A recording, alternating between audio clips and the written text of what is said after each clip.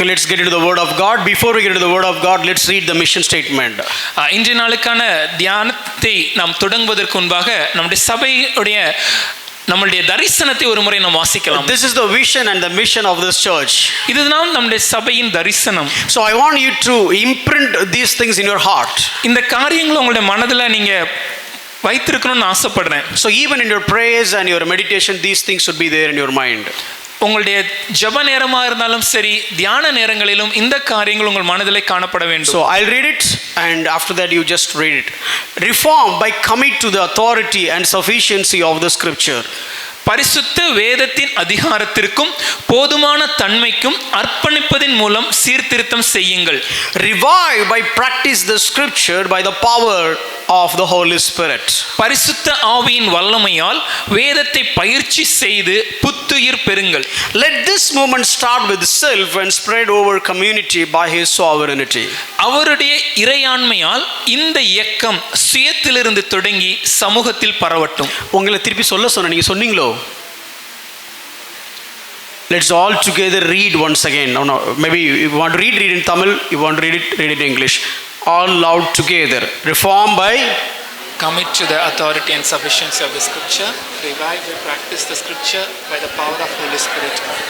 Let this movement start with self and spread over community by his sovereignty. How many of you get excited when you're reading this? இதை வாசிக்கும் போது எத்தனை பேர் உற்சாகத்தோடு காணப்படுகிறீங்க? If you don't get that excitement, let me tell you, you didn't receive the vision. ஒருவேளை அந்த உற்சாகம் உங்க மனதில் இருந்து எழும்பவில்லை என்றால் இந்த தரிசனத்தை நீங்கள் சரியாக புரிந்து கொள்ளவில்லை என்று அர்த்தம். You didn't understand the church purpose. எதற்காக சபையில நாம் இருக்கிறோம் என்பதை நாம் புரிந்து கொள்ளவில்லை என்று அர்த்தம். So we'll keep on teaching this. ஆகவே இந்த காரியத்தை நாம திரும்ப கற்றுக்கொள்ள போகிறோம். Okay, let's get into the word of God. நாம் இன்றைய நாளுக்கான தியானத்திற்கு நேராக நம்முடைய கவனத்தை We've been studying the book of Acts. நாம் தொடர்ச்சியாக அப்போஸ்தலர் புத்தகத்தை தியானித்துக் கொண்டிருக்கிறோம். And it's a fivefold gospel. நாம் அறிந்திருக்கிறபடி 5 சாராம்சம் கொண்ட சுவிசேஷம். Especially we are dealing the sinless life of Jesus Christ. அதிலே குறிப்பாக இயேசுவின் பாவமில்லாத வாழ்க்கையை குறித்து தியானிக்கிறோம். And how did he overcome the temptation? That's what we are presently dealing. நாம் தற்போது குறிப்பாக அதில் இயேசுவானவர் எப்படி சோதனைகளை மேற்கொண்டார் என்பதை தியானித்துக் கொண்டிருக்கிறோம். And he filled by the word. He filled his mind with the word.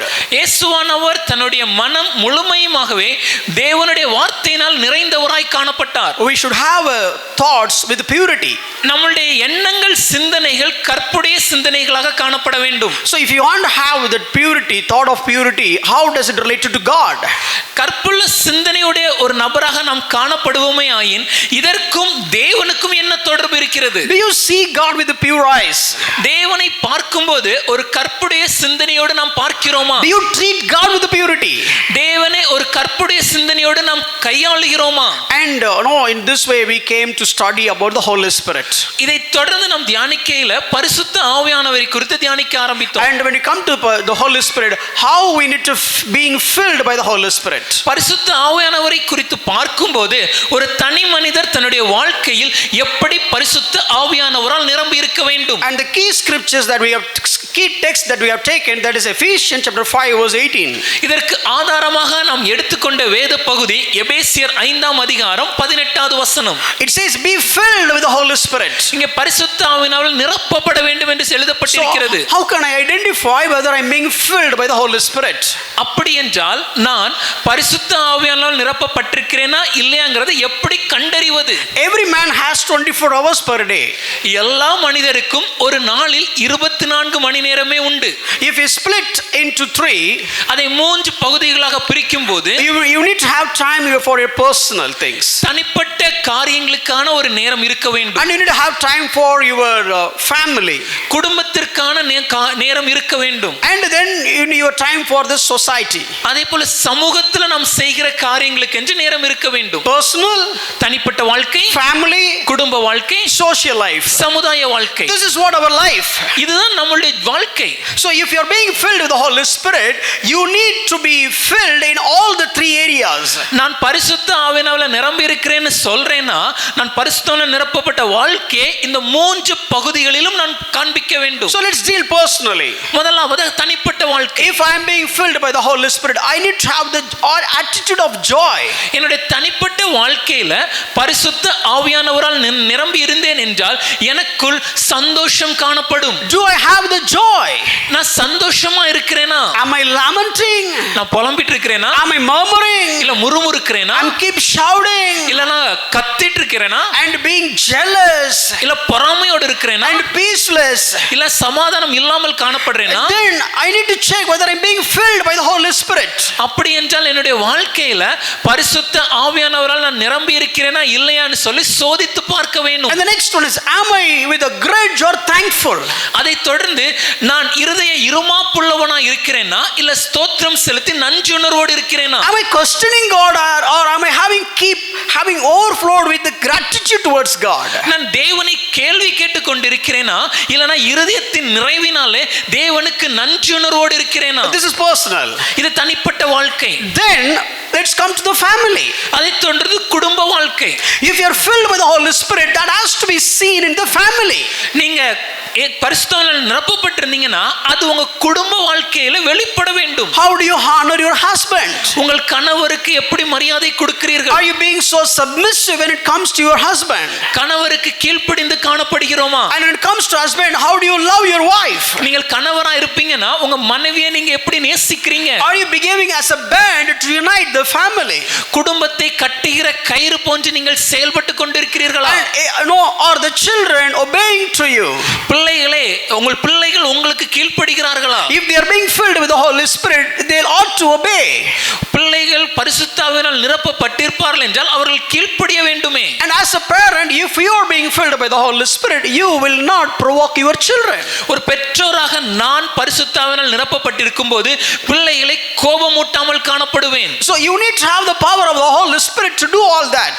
இந்த எல்லா காரியங்களையும் செய்வதற்கு பரிசுத்த ஆவியானவரின் பலன் எனக்கு வேண்டும் ஐயா. You cannot have a person of confidence when you are walking through the valley of the shadow of death. ஐயா, நான் மரண இருளின் பள்ளத்தாக்கில் நடக்கும்போது தைரியத்தோடு காணப்படுகிறேனா? If you are not being filled by the Holy Spirit, you cannot handle such kind of incidents. பரிசுத்த ஆவியானவரால் நான் நிரப்பப்படவில்லையாயின் இப்படிப்பட்ட மரணங்களின் காரியங்களினால சந்திக்க அதை கையாள இயலாது. You cannot love your wife even though she has the stains and the wrinkles and spots, but still you can love your wife if you are being filled with the Holy Spirit. மனைவியானவள் கரை திரையோடு காணப்படும் போதும் கூட பரிசுத்த ஆவியானவரின் பலன் நமக்குள் இருக்கும்போது நம் மனைவியை நம்மளால நேசிக்க முடியும். Even the husband is not right and he is missing in many areas, but still you can give so much reverence and you can obey your husband if you are being filled by the Holy Spirit. ஒருவேளை புருஷனானவர் பல காரியங்களில் தவறினாலும் சரியான விதத்தில் செய்ய வேண்டிய காரியங்களை செய்ய தவறுகின்ற போதும் கூட கணவருக்கு கொடுக்க வேண்டிய கனத்தையும் மரியாதையும் கீழ்ப்படிதலும் ஒரு மனைவியால பரிசுத்த ஆவியால் நிரப்பப்பட்டிருக்கும் போது கொடுக்க முடியுமே. So you can be joyful, சந்தோஷமா இருக்க வேண்டும், thankful, நன்றி உணர்வோடு. this is the area of personal. இது தனிப்பட்ட வாழ்க்கை. And how do you treat your wife and husband and children and your parents? This is the area of the family. குடும்ப வாழ்க்கை என்று பார்க்கும்போது கணவரையோ மனைவியையோ பெற்றோராக இருக்கும்போதோ பிள்ளைகளாக இருக்கும்போதோ நாம் எப்படி வாழ்ந்து கொண்டிருக்கிறோம் என்பது.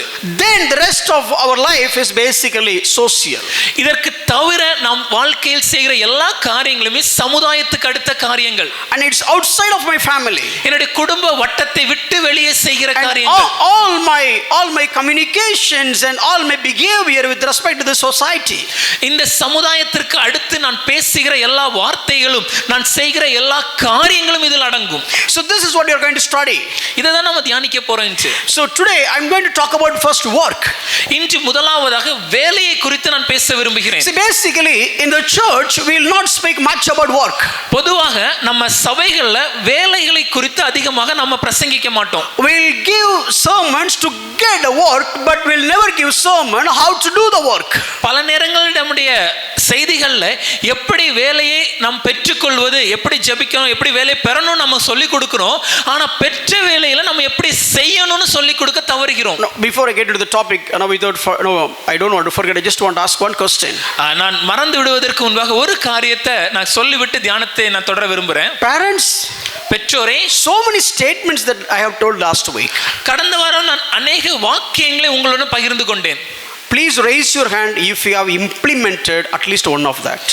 அதில் ஏதாவது ஒரு காரியத்தையாவது நீங்கள் வாழ்க்கையில் உங்கள் வீட்டில் நீங்கள் நடைமுறைப்படுத்திருந்தீங்கன்னா உங்கள் கரங்களை உயர்த்தி காண்பிக்கலாமா?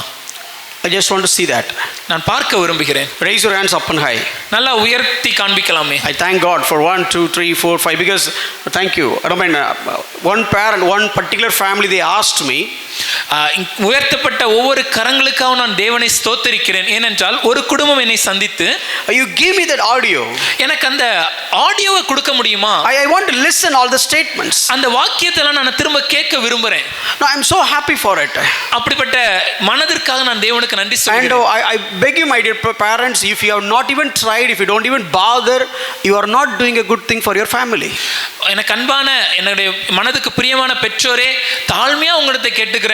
நீங்க இப்படிப்பட்ட காரியங்களை உங்க வீட்டில் நீங்க செயல்படுத்த முயற்சிக்கலனா, including myself, அது என்னை குறித்து தான் சொல்றேன், நம்ம குடும்பத்திற்கு நாமளே ஒரு தவறை செய்து கொண்டிருக்கிறோம். It is like a principle.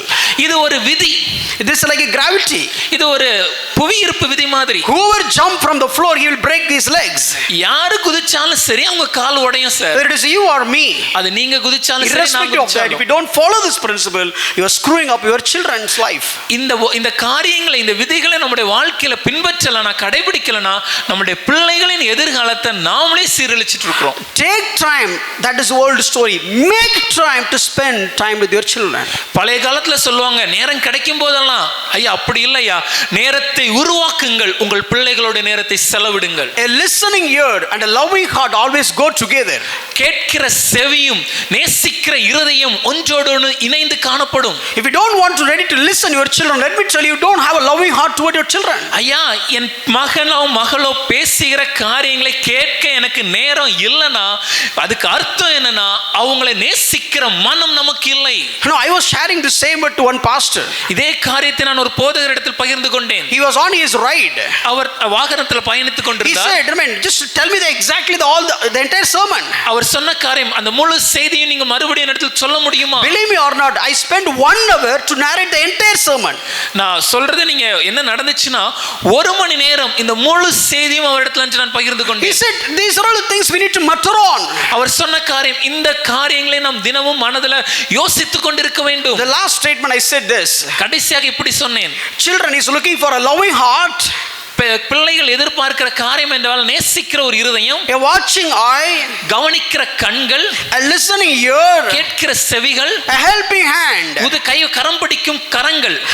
As a parent, you need to give all the four to your children. ஒரு பெற்றோராக இந்த 4ஐயும் நம்முடைய பிள்ளைகளுக்கு கொடுப்பது நம்முடைய கடமை. See, I cannot skip all that. Please understand my heart. இதை என்னால தவறி விட்டு அடுத்த பகுதிக்கு செல்ல முடியல. இருதயத்தை புரிஞ்சுக்கோங்க. I can easily move on to the sermon. இது அடுத்த பகுதி என்னால எளிதா சொல்லிட்டு கடந்து போக முடியும். But if these things has not been applied, all the time that I have put for preparation, all the time that we have shared, and all the time you come here, all become waste.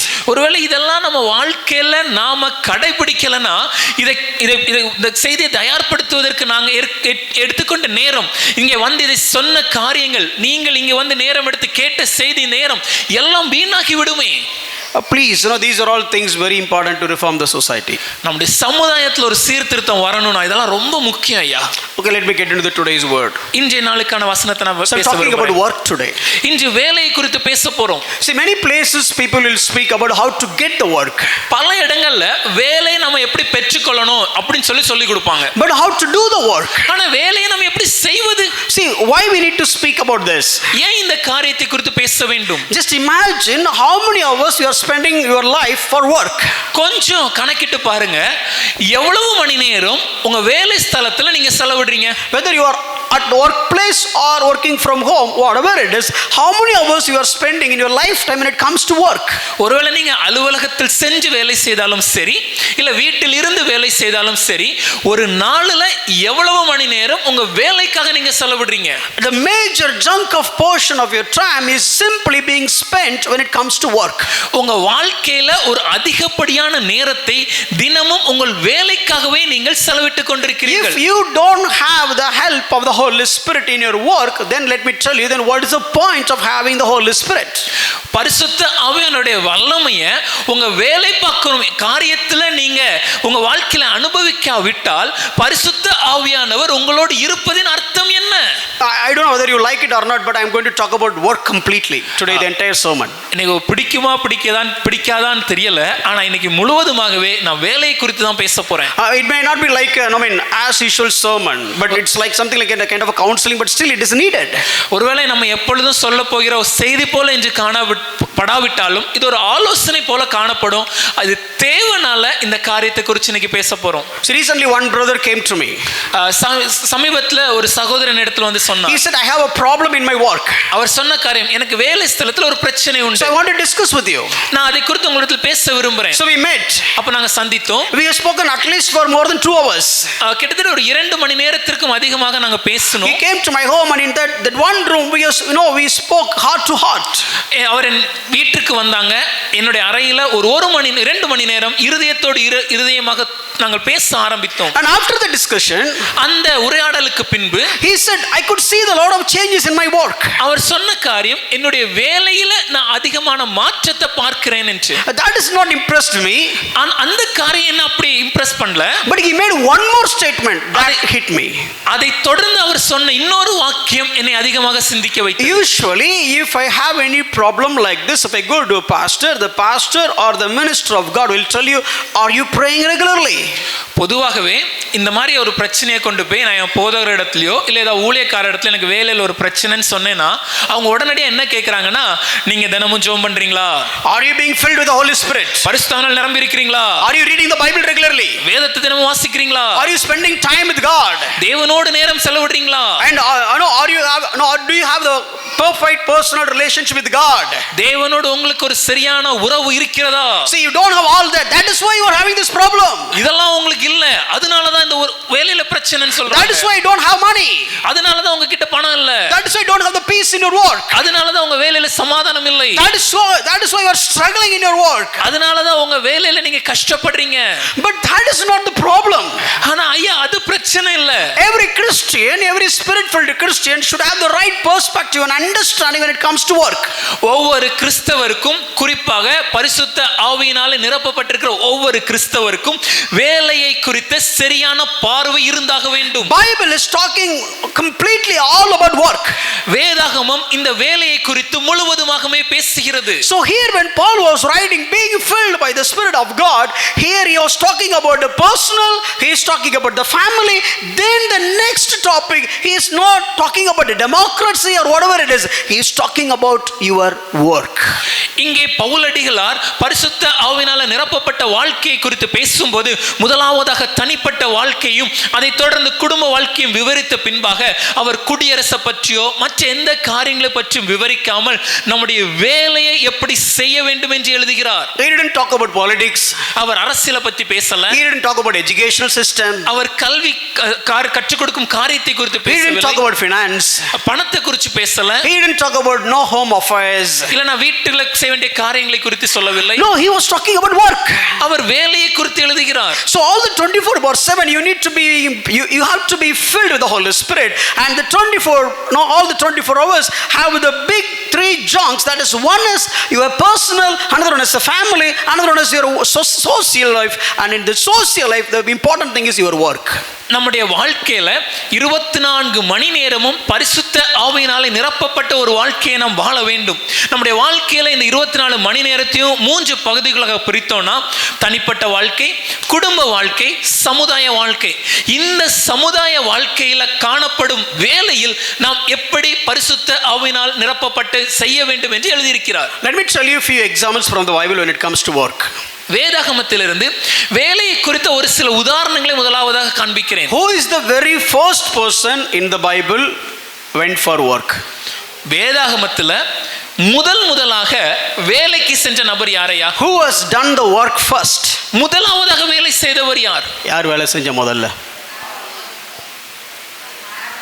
Adam, வேற gain, Jacob.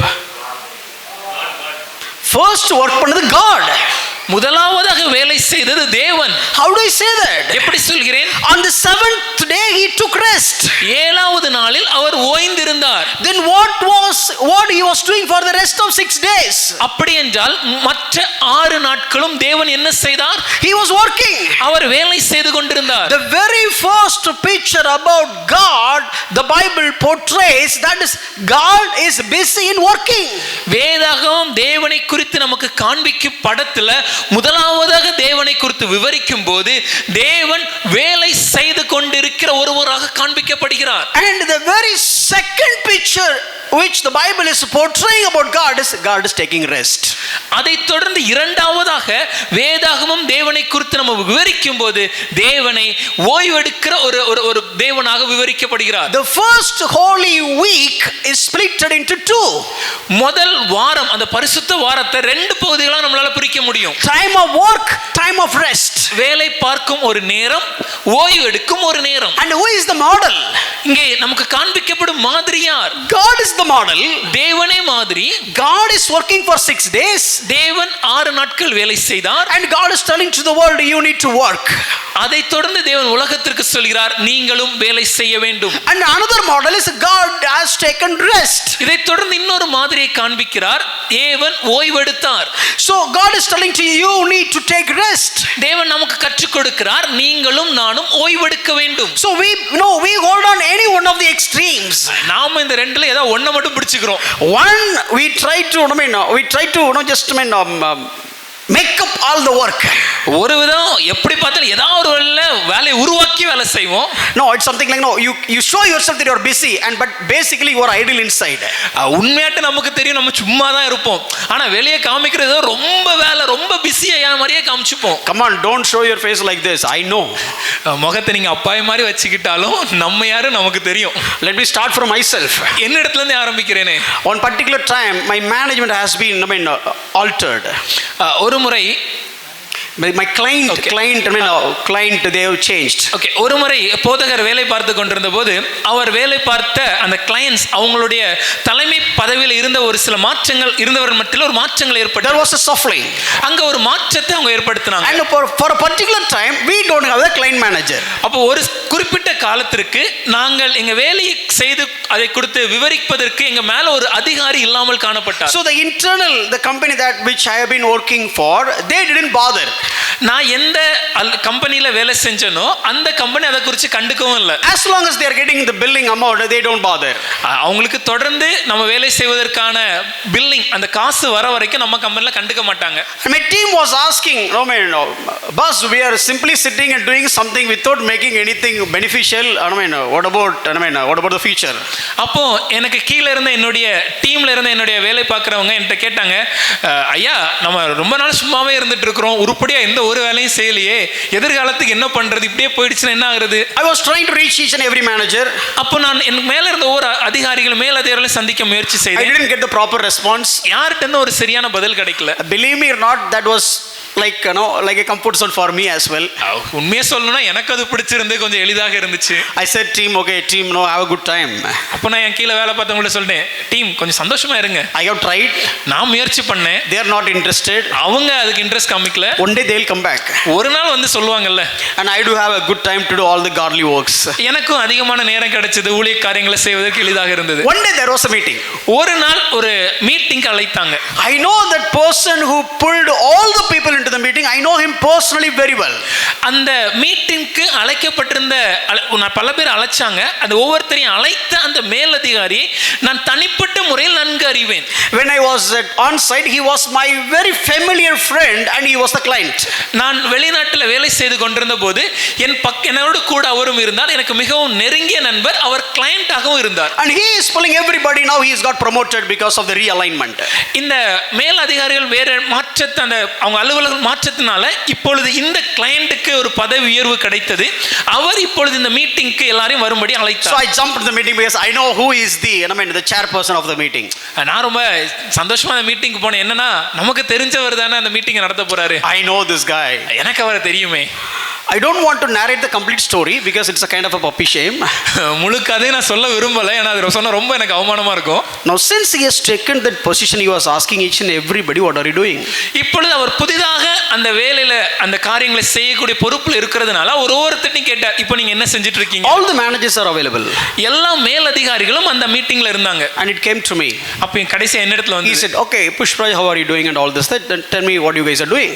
அப்ப அவர் சொன்னார், போதகரை குறித்து இந்த மாதிரி நீங்க எப்படி இருக்கிறீங்க எல்லாம் கேட்டு விட்டு இப்போ என்ன வேலை செய்றீங்க?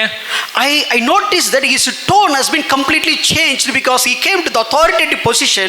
The way he was handling was different when it comes to all the others.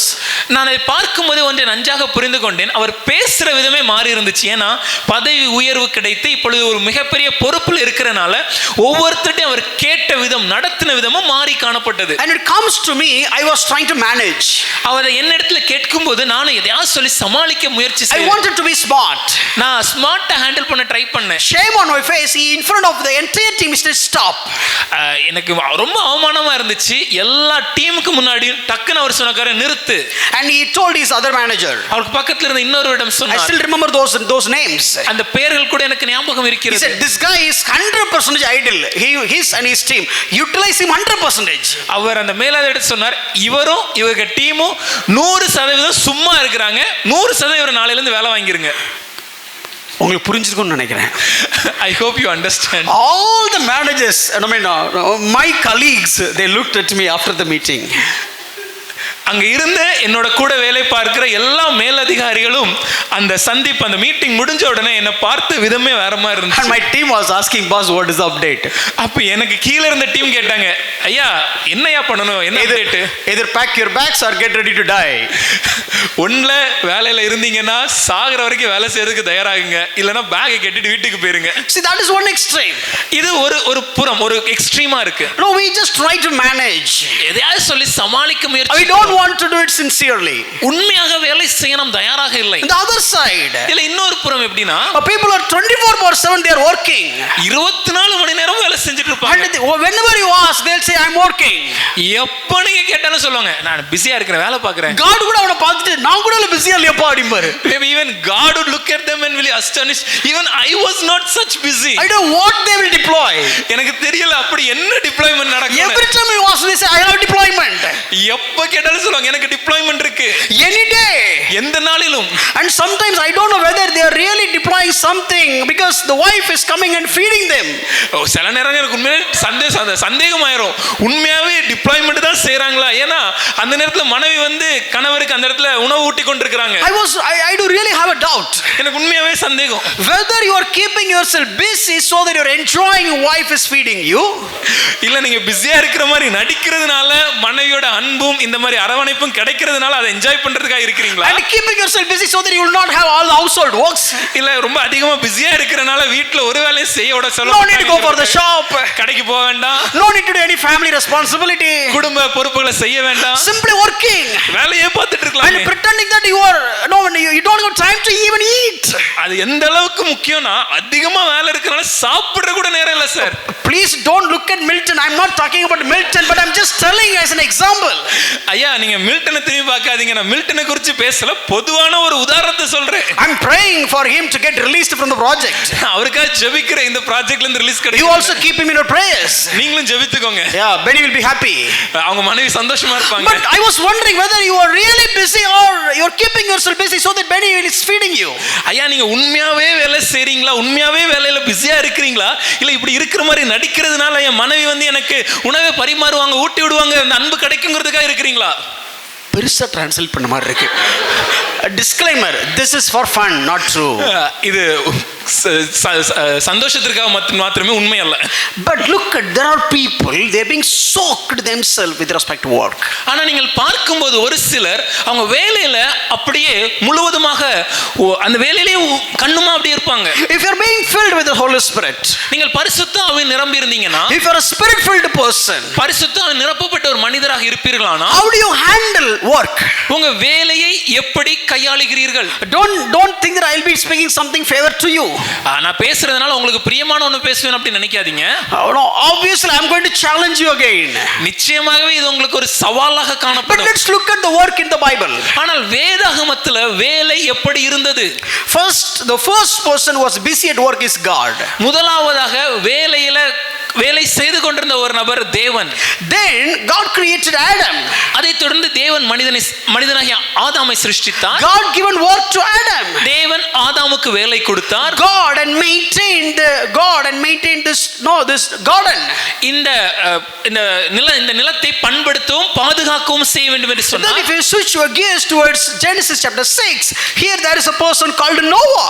அதைத் தொடர்ந்து நீங்கள் ஆதியாகமம் 6ஆம் அதிகாரத்தை பார்க்கும்போது அங்கு நோவா என்ற பெயருடைய மனிதர் காணப்பட்டார். God himself given him a work. தேவனே நோவாவுக்கு ஒரு வேலையை கொடுத்தார். In fact, unknown work. இன்னும் சொல்லப்போனா இதுவரைக்கும் அவர் செய்திராத ஒரு வேலை. Different technology, different domain. அவர் இதுவரைக்கும் அறியாத ஒரு புதிய ஒரு கலை, செய்ய தெரியாத புதிய ஒரு விதம். God himself given him wisdom and asked him to work. தேவனே அவருக்கு தேவையான ஞானத்தை கொடுத்து அதை செய்யும்படியும் சொன்னார். And look at the devil. ஆனா நீங்க அப்படியே பிசாசை பாருங்களேன். If you switch over to Genesis chapter 11, ஆதியாகமம் 11ஆம் அதிகாரத்தை பார்க்கும்போது devil wants the people to work. பிசாசானவனும் ஜனங்களை வேலை செய்ய வைத்துக் He கொண்டிருக்கிறார். raised the king Nimrod and making them to work to build the tower. Nimrod என்னும் ஒரு ராஜாவை ஏற்படுத்தி உருவாக்கி அவனை கொண்டு ஒரு மிகப்பெரிய கோபுரத்தை கட்டுகிறார்கள். And the entire nation was busy in working on building the tower. அந்த முழு தேசமும் அந்த முழு ஜனங்களும் இந்த கோபுரத்தை கட்டுவதில் பிஸியா இருந்தாங்க. Even look, God is asking us to work and devil is also asking us to work. ஐயா தெளிவா புரிஞ்சுக்கோங்க, தேவனும் நம்மை வேலை செய்ய வேண்டும் என்று சொல்கிறார், அதே வேளையில் சத்ருவான பிசாசானவனும் வேலை செய்ய But you need to சொல்கிறார். understand whom is coming from. ஆனா நம்முடைய வேலை எங்க இருந்து வருகிறது என்பதில் நாம் தெளிவா இருக்கணும். God has given a greatest task to Noah. Nobody has ever done that before. தேவன் நோவாவிற்கு இதுவரை யாருமே செய்திராத ஒரு மிகப்பெரிய வேலையை அவரே கொடுத்தார். And devil has given a work to King Nimrod. Nobody has ever done that before. அதே போல பிசாசானவனும் நிம்ரோத்தின் வழியாக செய்த அந்த வேலையை இதுவரையும் யாருமே செய்திராத ஒரு மிகப்பெரிய வேலை. All the 8 people at the home of Noah working together to fulfill that mission. நோவாவிற்கு கொடுக்கப்பட்ட தரிசனத்தையும் செயல்பாடுகளையும் நிறைவேற்றுவதற்காக நோவாவின் வீட்டில் இருந்த 8 பேரும் பிரயாசப்பட்டு வேலை செய்தார்கள். And the entire people of Shinar, they are working together to fulfill the vision of King Nimrod. அதே போல சினையார் தேசத்தில் இருந்த எல்லா ஜனங்களும் நிம்ரோத் ராஜாவின் தரிசனத்தை நிறைவேற்றுவதற்காக வேலை செய்து கொண்டிருந்தனர். Work is everywhere in the Bible. ஐயா வேதத்துல எல்லா பகுதிகளிலும் நாம் வேலையை பார்க்க முடியும். I mean, look at the life of Jacob. யாக்கோபை பாருங்கள். He said, your father has changed my wages for 10 times. யாக்கோபு சொல்லும்போது உன்னுடைய தகப்பனார் எனக்கு கொடுக்க வேண்டிய ஊதியத்தை 10 முறை மாற்றினார். So he was working. அவர் வேலை செஞ்சார் ஐயா. And you can see throughout the Bible people are working. வேதம் முழுவதும் நாம் பார்க்கும்போது ஜனங்கள் வேலை செய்து கொண்டே இருந்தனர். When Jesus came to world, இயேசு உலகத்திற்கு வந்தபோது look at the parables that he has told. இயேசு விவரித்த ஊமைகளை பாருங்கள். He was comparing a secular person, how he is managing the secular work, and comparing for the spiritual reasons. இயேசு ஒரு ஊமையை விவரிக்கும் போது உலகத்தில் இருக்கக்கூடிய ஒரு மனிதன் உலகத்துக்கு அடுத்த பொக்கிஷங்களை எப்படி கையாளுகிறான் என்பதை காண்பித்து இதை பார்த்து அதை ஒரு ஊமையாக சொல்லி ஒப்புமைப்படுத்தி ஆவிக்குரிய காரியங்களை அவர் விவரிக்கிறார். He was explaining how the worldly servant is so shrewd to make his position as safe. இந்த உலகத்தில் இருக்கக்கூடிய ஒரு மனிதன் அவன் எவ்வளவு தந்திரமாக தன்னுடைய ஸ்தானத்தை காத்துக் கொள்வதற்காக காரியங்களை செய்கிறான். It's all about working. அது முழுவதுமாக வேலையை குறித்து விவரிக்கிறது. Throughout the Bible you can see the work of tending the flock. இந்த முழு வேதாகமம் முழுவதுமே நாம் மேய்ப்பன் என்கிற ஒரு காரியமும் மந்தைகளை மேய்க்கிற ஒரு வேலையை நாம் பார்க்க முடியும். Work is there everywhere. எல்லா இடங்களிலும் வேலை இருக்கிறது. Jesus done the carpenter work. இயேசுவை பார்க்கும்போது கூட அவர் தச்சு தொழிலை செய்தார். Peter, James and all these people, they are fishermen. பேதுரு, யாக்கோபு இவர்களை பார்க்கும்போது அவர்கள் மீனவர்கள். Matthew was the tax collector. மத்தேயு அவர் ஒரு வரி வசூலிப்பவர். And Zacchaeus was busy at work. சகையு அவர் தன்னுடைய வேலையில பிஸியாக இருந்தார். So the entire Bible is a keep on talking about work. ஆகவே இந்த முழு வேதாகமும் வேலையை குறித்து நமக்கு விவரிக்கிறது. So now Paul, when he's talking about being filled by the Spirit of God, பவுலடிகளார் இங்கு பரிசுத்த ஆவியினால் நிரப்பப்பட்டிருக்கிற ஒரு வாழ்க்கையை குறித்து பேசும்போது he could see a person, இங்கே ஒரு தனிப்பட்ட ஒரு வாழ்க்கை, and he was thinking about the person's family, தனிப்பட்ட ஒரு மனிதனுடைய குடும்ப வாழ்க்கை, and next what is there, what else are there? அப்ப அந்த மனிதனுக்கு இதை தவிர வேற என்ன இருக்க முடியும்? Oh, I spoke about himself, அவரை குறித்து நான் பேசிவிட்டேன். I spoke about his family, அவர் குடும்பத்தை குறித்து பேசிட்டேன். where do he need the Holy Spirit other than this? இதை தவிர வேறு எந்த இடத்துல பரிசுத்த ஆவியானவர் வல்லமை அவருக்கு வேண்டும்? Yes, he need the power of the Holy Spirit when he has to work. அவர் வேலை பார்க்கிற இடத்துல பரிசுத்த ஆவியானவர் வல்லமை அவருக்கு வேண்டும். When was the last time you are being filled with the Holy Spirit at your office? ஐயா, கடைசியாக உங்க அலுவலகத்துல நீங்க எப்பொழுது கடைசியா பரிசுத்தாவின் வல்லமையினால நிரம்பினீங்க? எப்ப நிரம்பி கையை தட்டி டம் டம் பண்ணீங்க? When you were filled in your office and clapped your hands and did all these things? Hello? So being filled with the Holy Spirit at workplace, what does it mean? அப்படி என்றால் வேலை பார்க்கிற இடத்துல பரிசுத்த ஆவியானவரால் நிரம்பி இருக்கிறேன் என்று சொல்கிறோம் என்றால் அதன் அர்த்தம் என்ன? Let me give you the context first. முதலாவதாக இந்த பின்னணியத்தை நான் உங்களுக்கு விவரிக்கிறேன். So there are 6 million slaves when Roman Empire was on. ரோம சாம்ராஜ்யம் காணப்பட்ட போது அங்கு 60 லட்சம் அடிமைகள் இருந்தார்கள். And slavery was legal. அங்கே அடிமைத்தனம் என்பது தவறான ஒரு காரியம் அல்ல, அது சட்டத்தின்படி சரி. And slavery was an accepted institution. அது ஏற்றுக்கொள்ளப்பட்ட ஒரு வடிவமைப்பு, கட்டமைப்பு. And when it comes to slaves, they have no rights legally. அதே போல ஒரு அடிமைக்கு அவர்களுக்கு தனிப்பட்ட முறையில் எந்த ஒரு உரிமைகளும் கிடையாது. They are treated like a commodities. அவங்கள ஒரு பொருளை மாதிரி பாவிப்பாங்க. And nowhere in that situation Paul was writing all the epistles. இந்த சூழ்நிலையில தான் பவுலடிகளார் எல்லா நிருபங்களையும் எழுதி வருகிறார். And all the apostles written their epistles. எல்லா அப்போஸ்தலரும் தங்கள் நிருபங்களை எழுதுகிறார்கள். Not even a single apostle or not even a single epistle written against the process of slavery. ஆனால் எந்த ஒரு நிருபமும் இந்த அடிமைத்தனத்தை தவறு என்று எழுதவில்லை. Nobody attacked the system of slavery. யாருமே இந்த அடிமைத்தனம் என்கிற கட்டமைப்பை எதிர்த்து பேசவில்லை. Even though the gospel is against slavery, but nobody is, especially told something against slavery. Even Paul didn't write anything against slavery. இந்த சுவிசேஷமானது இந்த அடிமைத்தனத்திற்கு எதிராக காணப்பட்ட போதும் கூட எந்த அப்போஸ்தலரும் பவுலடிகளாரும் கூட இந்த அடிமைத்தனத்தை நேரடியாக தவறு என்று அவர்கள் எழுதவில்லை. Why I am talking about that? ஏன் அதை இப்ப சொல்றேன்? Today the work culture, இன்று நாம் வேலை பார்க்கிற கலாச்சாரம், this is also kind of slavery. இதுவும் கிட்டத்தட்ட ஒரு அடிமைத்தனம் போல. No, we are being oppressed. நம்முடைய வேலைத்தனத்துல நம்ம அழுத்தப்படுகிறோம். Whatever your boss says you have to do. நம்ம எஜமான் என்ன சொன்னாலும் அதை செய்ய கடமைப்பட்டிருக்கிறோம். So even you are being treated like a commodities many times at the workplace. பல நேரத்துல நம்ம வேலை பார்க்கிற அலுவலகத்துல நம்மளையும் ஒரு பொருள மாதிரி தான் அவங்க வச்சிருக்காங்க. So if I ask you, brother, show yourself, show Christ in the workplace. ஐயா, நான் உங்களிடத்துல வந்து சகோதரரே வேலை பார்க்கும் இடத்துல கிறிஸ்துவை காண்பீங்கள் சொல்வேனா? No, I cannot do that. என்னால அதை செய்ய முடியலையே. We need to change the system. நாம இருக்கிற இந்த கட்டமைப்பை மாற்ற வேண்டும். If Paul goes to somebody says, okay, hey slave, you need to show Christ in the place where you are working. ஒருவேளை பவுலடிகளார் ஒரு மனிதனை பார்க்கும்போது அடிமையானவனை குறித்து பேசும்போது, அடிமையானவனே நீ எந்த இடத்துல அடிமையாக இருக்கிறாயோ அந்த இடத்துல கிறிஸ்துவை காண்பிக்க வேண்டும். He would have said that, come on, they are oppressing me, how can you expect me to show Christ? அப்படி அந்த பவுல் சொல்லும்போது அந்த அடிமையானவன் சொல்கிற காரியம் என்னவா இருக்கும்னா, ஐயா உங்களுக்கு தெரியலையா நான் அழுத்தப்படுகிறேனே, இந்த இடத்துல நான் எப்படி கிறிஸ்துவை காண்பிப்பது? Yes, you cannot do that. ஐயா உங்களால அது முடியாது. You need to have the power of the Holy Spirit. பரிசுத்த ஆவியின் வல்லமையோடு மாத்திரம் அது நமக்கு வேண்டும். Without being filled by the Holy Spirit, you cannot live as a Christian in your workplace. பரிசுத்த ஆவியானவரின் பலன் இல்லாமல், வல்லமை இல்லாமல் நம்மளுடைய அலுவலகத்துல நாம் கிறிஸ்துவனாக வாழ முடியாதையா. Paul didn't try to change the system. பவுலடிகளார் அந்த கட்டமைப்பை மாற்ற முயற்சிக்கவில்லை. But Paul is trying to change the people. ஆனால் பவுலோ ஜனங்களை மாற்ற முயற்சி செய்தார். Paul doesn't want to change the system, but Paul wants to change the heart of the people by gospel.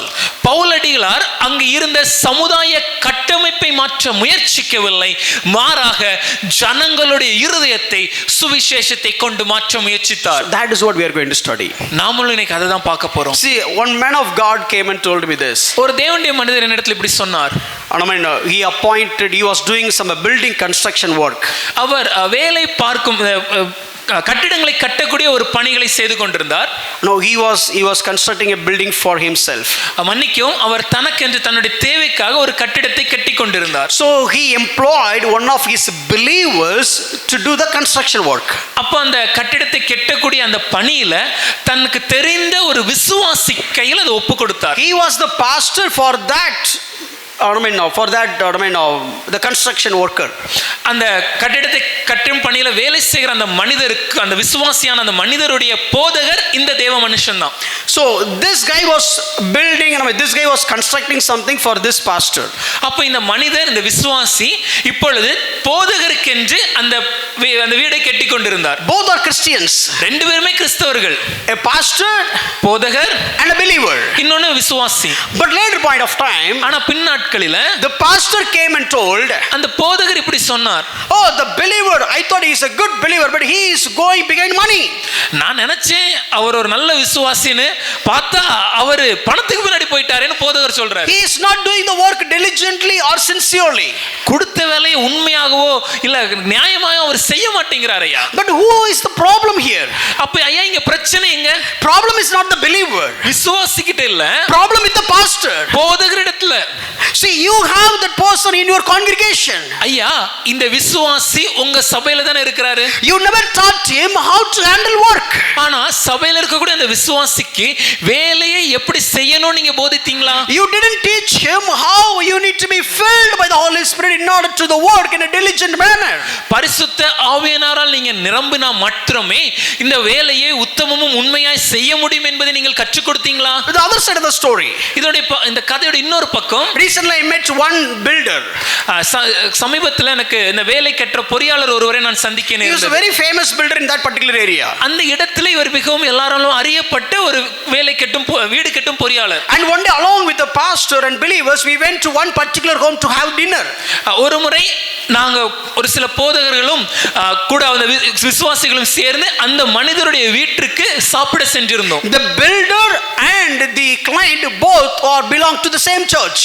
அந்த வீடு கெட்ட வேலை செய்கிற அந்த மனிதரும் அவருக்கு வீடு கெட்ட வேலையை கொடுத்த அந்த மனிதரும், இந்த ரெண்டு பேருமே ஒரே சபையை சேர்ந்தவர்கள். And the pastor is also there. அவங்களுடைய போதகரும் அங்க இருக்கிறார். They are simply sharing how they built this building. அப்ப அவங்க சும்மா இந்த கட்டடத்தை எப்படி கட்டணும் என்ற கதையை அவங்க அப்படி விவரிச்சாங்க. It was a wonderful house. அது அருமையான ஒரு வீடு. Wonderful elevation. அருமையாக அந்த மேற்பரப்பு காணப்பட்டது. Wonderful plan. அருமையான ஒரு திட்ட வடிவமைப்பு. And I said it was so nice. நான் அதை பார்த்துட்டு அருமையா இருக்குன்னு சொன்னேன். Both of them are believers. இந்த ரெண்டு பேருமே விசுவாசிங்க. And the believer, the one who is the owner of the house, அந்த வீட்டின் சொந்தக்காரரான அந்த விசுவாசி, he told this. அவர் இப்படி சொன்னார், I just give every responsibility to the other believer, the builder. நான் எல்லா வேலையும், இந்த வேலைக்கு அடுத்த எல்லா காரியத்தையும் மொத்தமாகவே இந்த சகோதரனிடத்துல அங்க அந்த வேலை இந்த வீடுகளை கெட்ட அந்த விசுவாசி கிட்ட நான் ஒப்பு கொடுத்தேன். Whatever you ask I will do. நீங்க என்ன சொன்னாலும் நான் செய்றேன்னு சொல்லிட்டேன். Whatever you maybe money or the materials, whatever you ask I will provide. நீங்க பணம் கேட்டாலும் சரி, இல்ல வீடு கட்டுவதற்கான பொருட்கள் என்னெல்லாம் கேட்டாலும் நான் கொடுக்க தயார். But only one thumb rule. ஆனா ஒரே ஒரு காரியம், the relationship between you and me should not be spoiled but should be lavished and flourished. இந்த வேலையை செய்வதின் மூலமாக எனக்கும் உமக்கும் இருக்கக்கூடிய இந்த உறவானது எந்த சூழ்நிலையிலும் குறைந்து விடக்கூடாது, மாறாக இதன் மூலமாக இன்னும் பன்மடங்கு பெருக வேண்டும். This is what Christian foundation. ஐயா, இதுதான் கிறிஸ்தவ அடித்தளம். You need to treat work in that way. இந்த விதத்துல தான் நாம் வேலையை பார்க்க வேண்டும். For that you need to have the Spirit of God. இப்படி பார்க்கணும்னா நமக்கு பரிசுத்த ஆவியானவர் வல்லமை வேண்டும். To accept the brethren. நம்முடைய சகோதரனை ஏற்றுக்கொள்ள, So to adjust and to understand their inputs and their feedbacks and so on. அந்த இன்னொரு சகோதரருடைய இன்னொரு விசுவாசி சொல்கிற காரியங்களை ஏற்றுக்கொள்ளவும் புரிந்து கொள்ளவும் அந்த காரியங்களை சிந்திக்கக்கூடிய மனம். So in the same context, அதே பின்னணியத்துல Paul was preaching. பவுலும் எழுதுகிறார், Everywhere is slavery system. எல்லா இடத்திலும் அடிமைத்தனம். Even if you come to church, lot of masters, lot of slaves will be there. சபைக்குள்ள வந்து பார்த்தா கூட நிறைய எஜமான், நிறைய வேலைக்காரர். And the slaves are being easily seen. அதே போல அடிமைகளை பார்க்கும்போது எளிதாக பார்க்க முடியும். By the way you have seen them, you can find out, okay, this is a slave. நீங்க ஒரு மனிதரை பார்க்கும்போது அவங்க தோற்றத்தின் மூலமாகவே அவர்கள் அடிமையா என்று புரிந்து கொள்ள முடியும். If you look at that image, இந்த படத்தை பார்க்கும்போது, so all the slaves, they will have this kind of chain on their neck. ஒவ்வொரு அடிமையும் இந்த மாதிரியான ஒரு செயினை தங்களுடைய கழுத்துல போட்டிருப்பாங்க. So this is written about who is their owner. அந்த செயின்ல அவங்களுடைய எஜமான் இல்ல சொந்தக்காரர் யாருன்னு எழுதி இருப்பாங்க. And this is the trade. இந்த படத்துல நீங்க பார்ப்பது அந்த அடிமைத்தன வியாபாரம். They are just speaking about how much money to get that slave. இந்த அடிமையை வாங்குவதற்கு விற்பதற்கு எவ்வளவு பணத்தை கொடுக்க வேண்டும் என்ற ஒரு பேரத்தை அங்க பேசிக் கொண்டிருக்கிறாங்க. When Paul was preaching the gospel, this was the situation in the city of Rome. Pavul ரோம நகரத்துல சுவிசேஷத்தை பிரசங்கித்த போது இதுதான் அங்க இருந்த கலாச்சாரம். The city of Rome means the Roman world. ரோம நகரம் மாத்திரமல்ல மொத்த ரோம சாம்ராஜ்யம் இப்படி So தான் how இருந்தது. the gospel will make some changes? இந்த சூழ்நிலையில சுவிசேஷம் என்ன மாற்றத்தை ஏற்படுத்தியது? All the slaves are commodities and like just legally no rights. எல்லா அடிமைத்தனத்தில் இருக்கக்கூடிய இந்த அடிமைகளுக்கும் எந்தவித தனிப்பட்ட உரிமைகளும் கிடையாது. அவர்கள் ஒரு பொருட்களாகவே பாவிக்கப்பட்டார்கள். Not only Paul, பவுல் மாத்திரமல்ல, even when John Wesley Whitefield, when they came to ministry, lot of slavery was on. John Wesley Whitefield அவர்களும் ஊழியத்திற்கு வரும்போது இதே போல அநேக அடிமைத்தன காரியம் காணப்பட்டது. Child labor was on. குழந்தைகளை அவர்கள் வேலைக்கு வைப்பது, And ill treat of women, that culture was on. பெண்களை இழிவாக நடத்தும் கலாச்சாரம் இருந்தது. Don't even care the needy, that was on. தேவையற்றோரை குறித்த எந்த கரிசனையும் இல்லாமல் காணப்படுவது இருந்தது. In that time John Wesley was not talking about the feminism. அந்த சூழ்நிலையில ஜான் வெஸ்லி அவர்கள் பெண்ணியத்தை குறித்து பேசவில்லை. John Wesley was not talking about child labor. இல்ல குழந்தை வேலைக்கார காரியத்தை குறித்து பேசவில்லை. Or Whitefield is not speaking something to elevate the woman. இல்ல ஒயிட்ஃபீல்ட் அவர்கள் பேசும்போது பெண்களை உயர்த்தப்பட வேண்டும் காரியத்தை பேசல. They looked at the Bible. ஆனா அவங்க வேதத்தை பார்த்தாங்க. When slavery was on, Paul was simply speaking about the gospel. வேதாகமத்தை பார்க்கும்போது அடிமைத்தனம் நிரம்பி இருந்த காலத்திலே பவுலடிகளார் சுவிசேஷத்தை முழுவதுமாக பிரசங்கித்தார். John Wesley and Whitefield, they were also preaching the gospel. அதே போல ஜான் வெஸ்லி ஆகட்டும் ஒயிட்ஃபீல்ட் ஆகட்டும் அவர்களும் இந்த சுவிசேஷத்தை பிரசங்கித்தார்கள். The culture has been completely changed. அவங்க பிரசங்கிச்சாங்க, கலாச்சாரமே மாறியது. Even now today, இன்றும் கூட there was an oppression when it comes to work. வேலை என்று பார்க்கும்போது ஒரு மிகப்பெரிய அழுத்தம் இருக்கிறது. Everybody, ஒவ்வொருவரும், and in the recent past you can take a survey. இந்த கடந்த சில நாட்கள்ல நீங்க ஒரு கணக்கெடுப்பு எடுத்தீங்கன்னா You can find a lot of fatal incidents because of work pressure.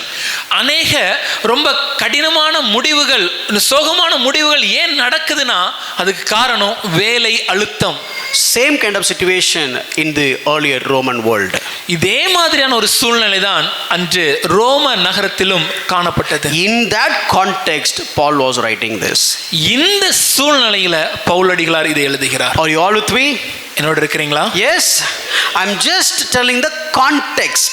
இதோட பின்னணியத்தை தான் நான் உங்களுக்கு விவரித்திருக்கிறேன். So this is what the world. இப்படி தான் உலகம் இருக்கிறது. So maybe compare with our oppression, our pressure and so on with those slaves. இன்றைக்கு நமக்கு இருக்கக்கூடிய அழுத்தம், நமக்கு இருக்கக்கூடிய அதிகமான வேலைப்பாடு இதெல்லாவற்றையும் அந்த அடிமைத்தன வாழ்க்கையோடு ஒப்பிட்டு பாருங்கள். Now turn your Bible to Ephesians chapter 6. இப்பொழுது உங்கள் வேதங்களை எபேசியர் 6ஆம் அதிகாரத்துக்கு திருப்பிக் கொள்ளுங்கள். I would like to read a few verses. I want you to see there in the Bible. ஒரு சில வசனங்களை நான் வாசிக்க விரும்புகிறேன். அது உங்கள் வேதத்தில் நீங்க பார்க்கணும்னு ஆசைப்படுறேன். 6th chapter, 5th verse. 6ஆம் அதிகாரம் 5வது வசனம். Bond servants, obey your earthly masters with fear and trembling, with a sincere heart as you would Christ. வேலைக்காரரே, நீங்கள் கிறிஸ்துவுக்கு கீழ்ப்படுகிறது போல சரீரத்தின்படி உங்கள் எஜமான்களாய் இருக்கிறவர்களுக்கும் பயத்தோடும் நடுக்கத்தோடும் கபடற்ற மனதோடும் கீழ்ப்படிந்து.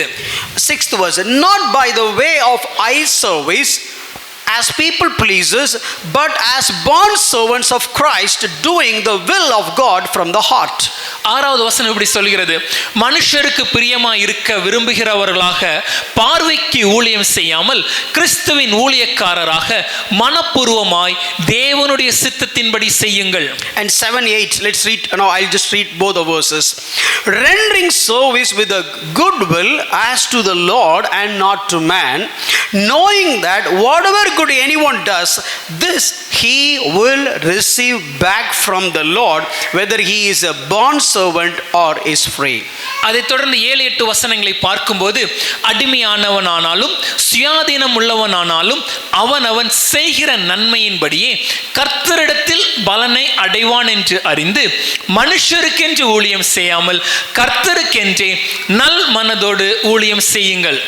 Let's look at what are all the protocols that Paul has given a spirit-filled worker.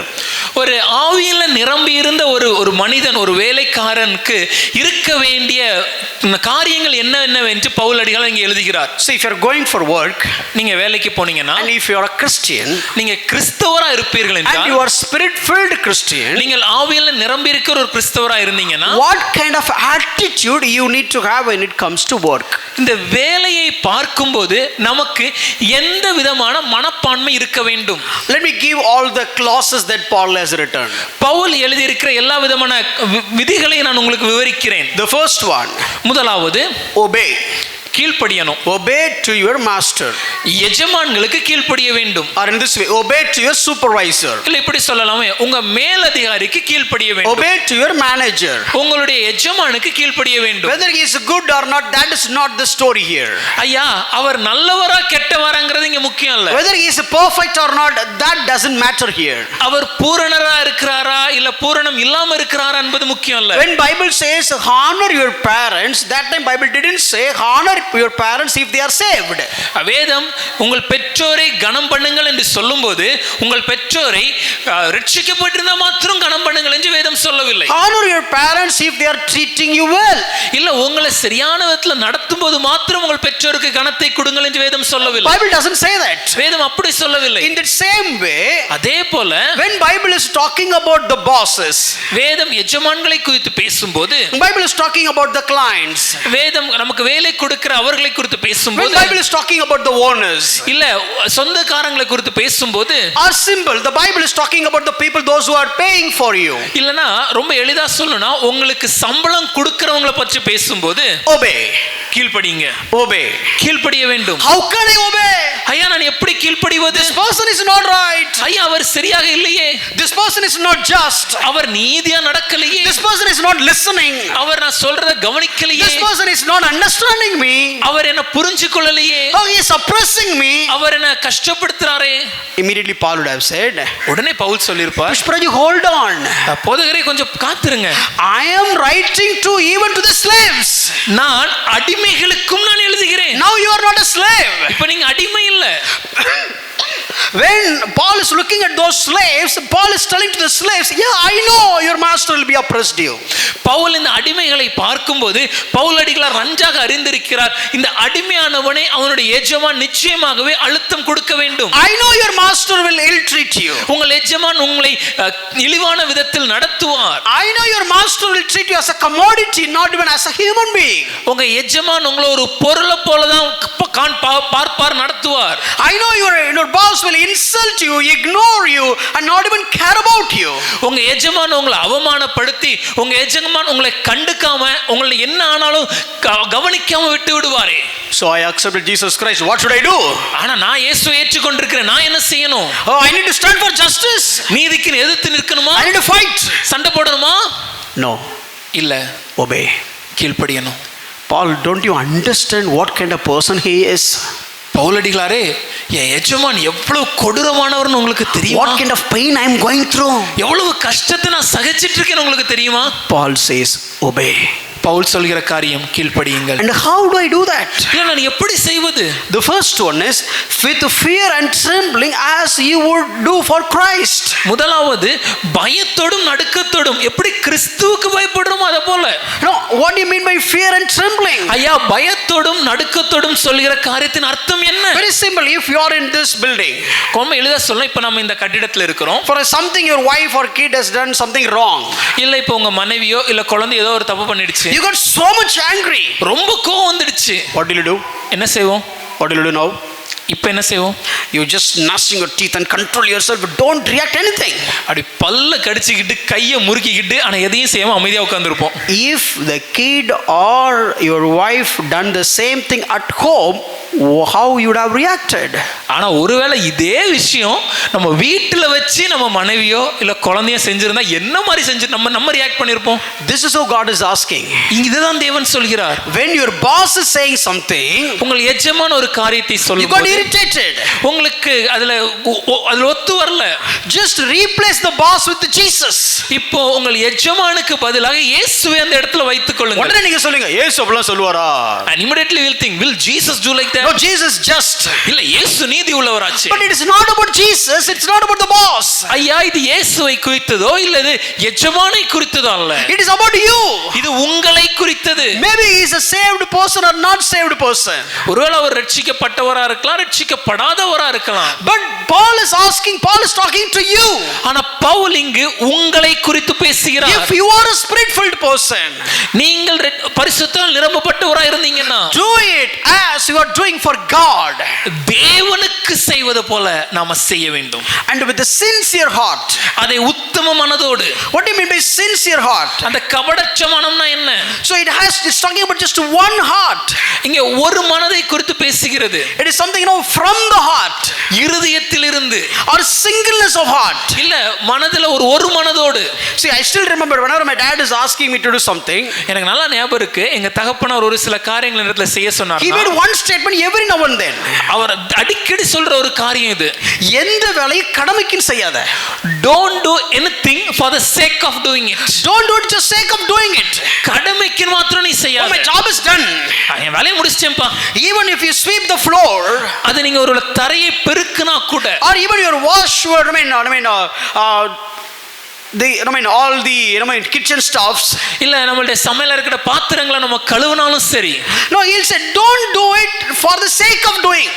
செய்யணுங்கிறதுக்காக மாத்திரம் செஞ்சிராத.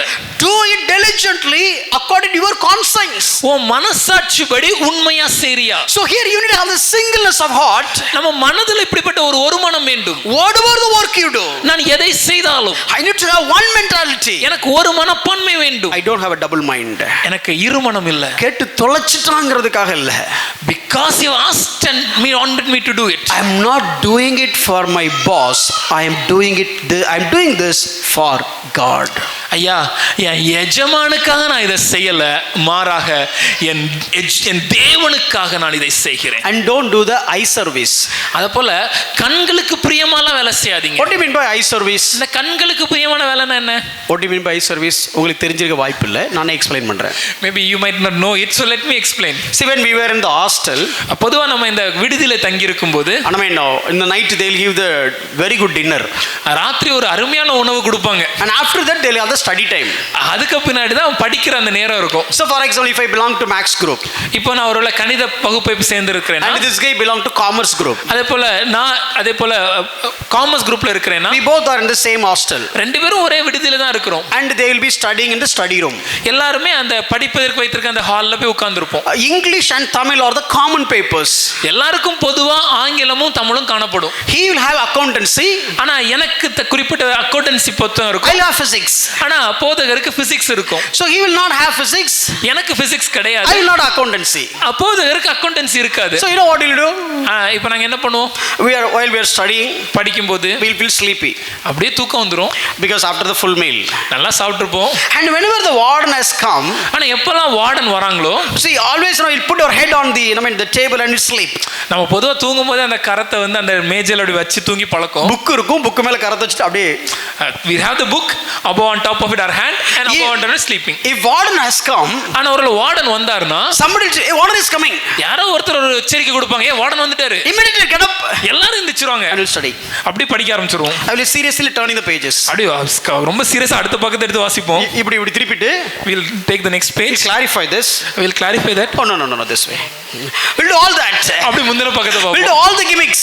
இந்த மாதிரி எல்லா வேலை தெரிஞ்சு பண்ணுவோம். But you know what we will do? ஆனா என்ன பண்ணுவோம் தெரியுமா? Sometimes when people are sleeping, சில நேரம் தூங்கும்போது so some mischievous guys will be there. நம்ம கூடவே இந்த ரொம்ப குறும்பு பண்ற பசங்க இருப்பாங்க. ரெண்டு பேர் தூங்கிட்டு இருப்பான். we both of us will be sleeping. This guy is max group, அவர் max group, this guy is accountancy group. நான் accountancy group. ரெண்டு பேர் தூங்கிட்டு இருப்பாங்க. when both of us are sleeping, this guy will come, நம்ம நண்பன் அப்படி வந்து he will interchange the book, புக்க மாத்தி வச்சிட்டு போயிடும், and he'll go and sit. அவன் பிளேஸ்ல உட்கார்ந்துப்போம். This guy, both of them sleeping, the saliva is coming out and all these things, they'll sleep.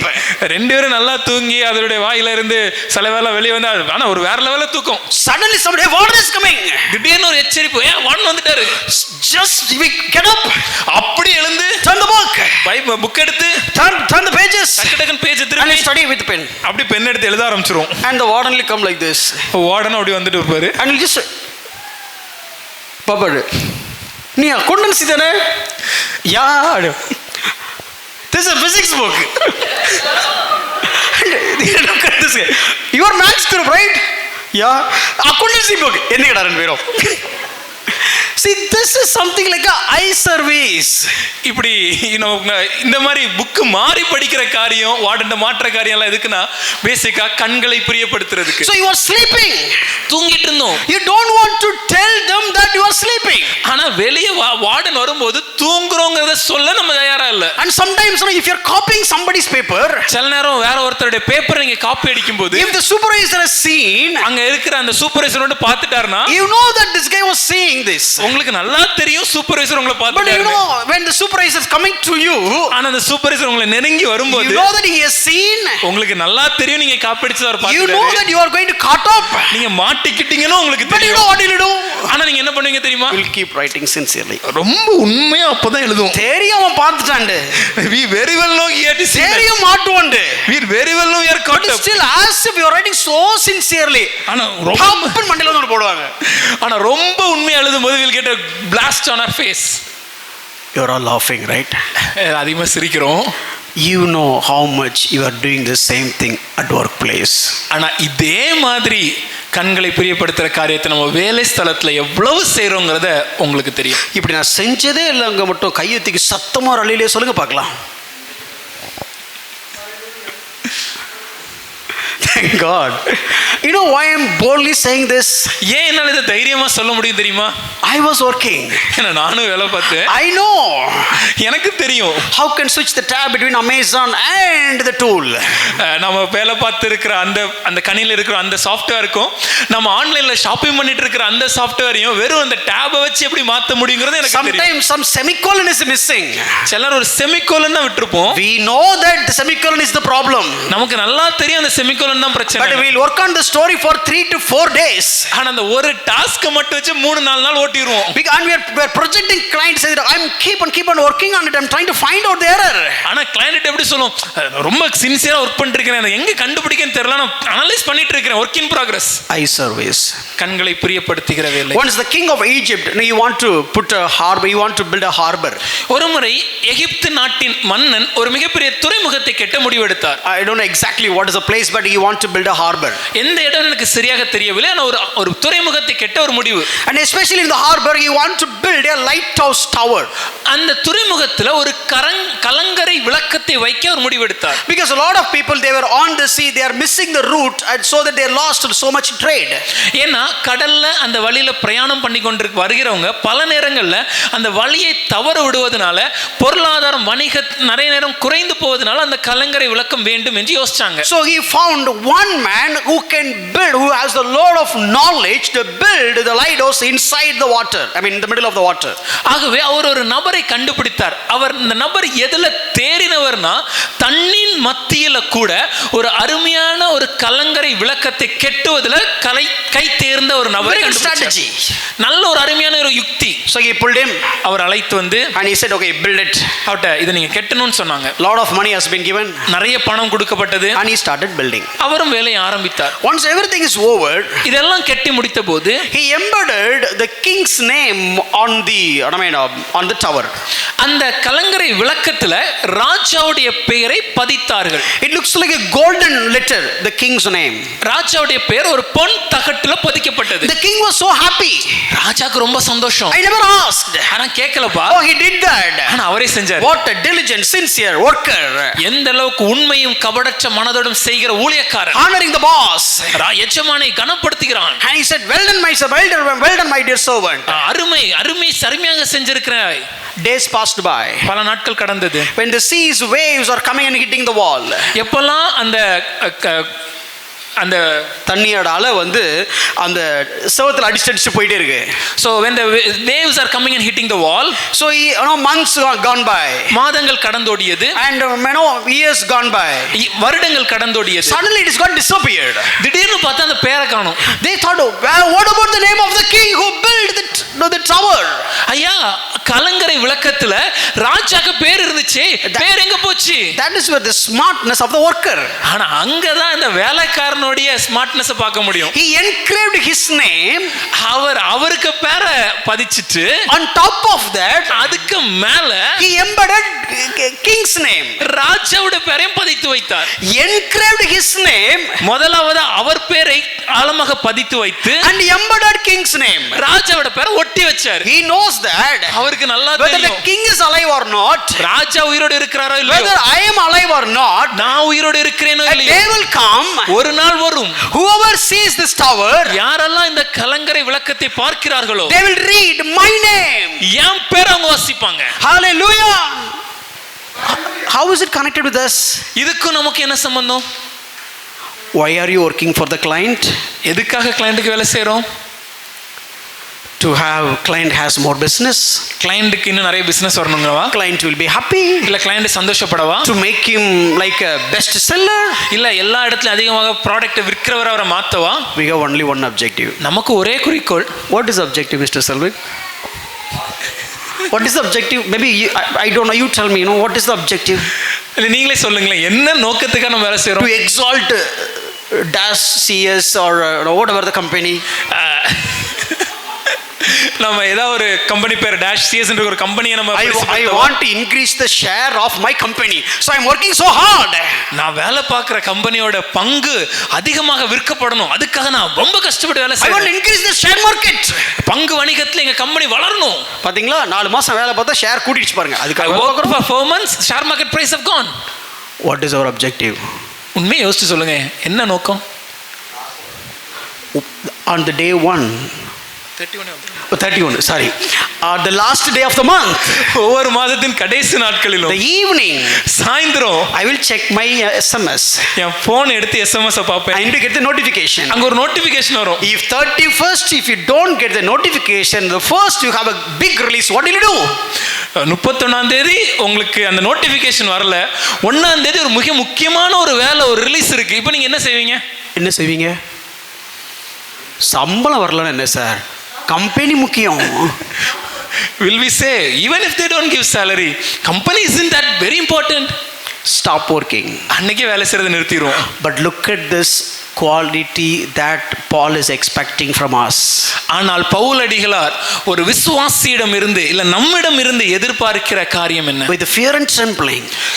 பயத்தோடும் நடுக்கத்தோடும் with a sincere heart, கபடற்ற மனதோடும் not for eye service, கண்களை பிரியப்படுத்துவராக இல்லாமல், not for the people pleasers. இல்ல ஜனங்களை மனுஷரை பிரியமாக்க இல்லாமல். If you look at 1 Peter 2:18, 1 பேதுரு 2:18 வசனத்தை வாசித்தீங்கன்னா, servants, be subject to your master with all respect. வேலைக்காரரே அதிக பயத்துடனே உங்கள் எஜமான்களுக்கு கீழ்ப்படிந்திருங்கள். If your managers are so gentle and good, நல்லவர்களும் சாந்த குணமுள்ளவர்களுக்கும் மாத்திரம் சொல்லி வேதம் சொல்லல. do you read that? அதனால வாசிச்சீங்களா? Also to the unjust, முரட்டு குணமுள்ளவர்களுக்கும் கீழ்ப்படிந்திருங்கள். let me tell you, all the companies, whatever the company it may be, all the organization, when it comes to money and when it comes to work, they are unjust.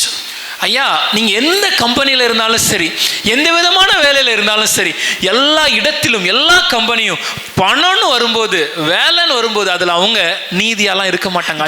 Everybody wants to raise their reputations.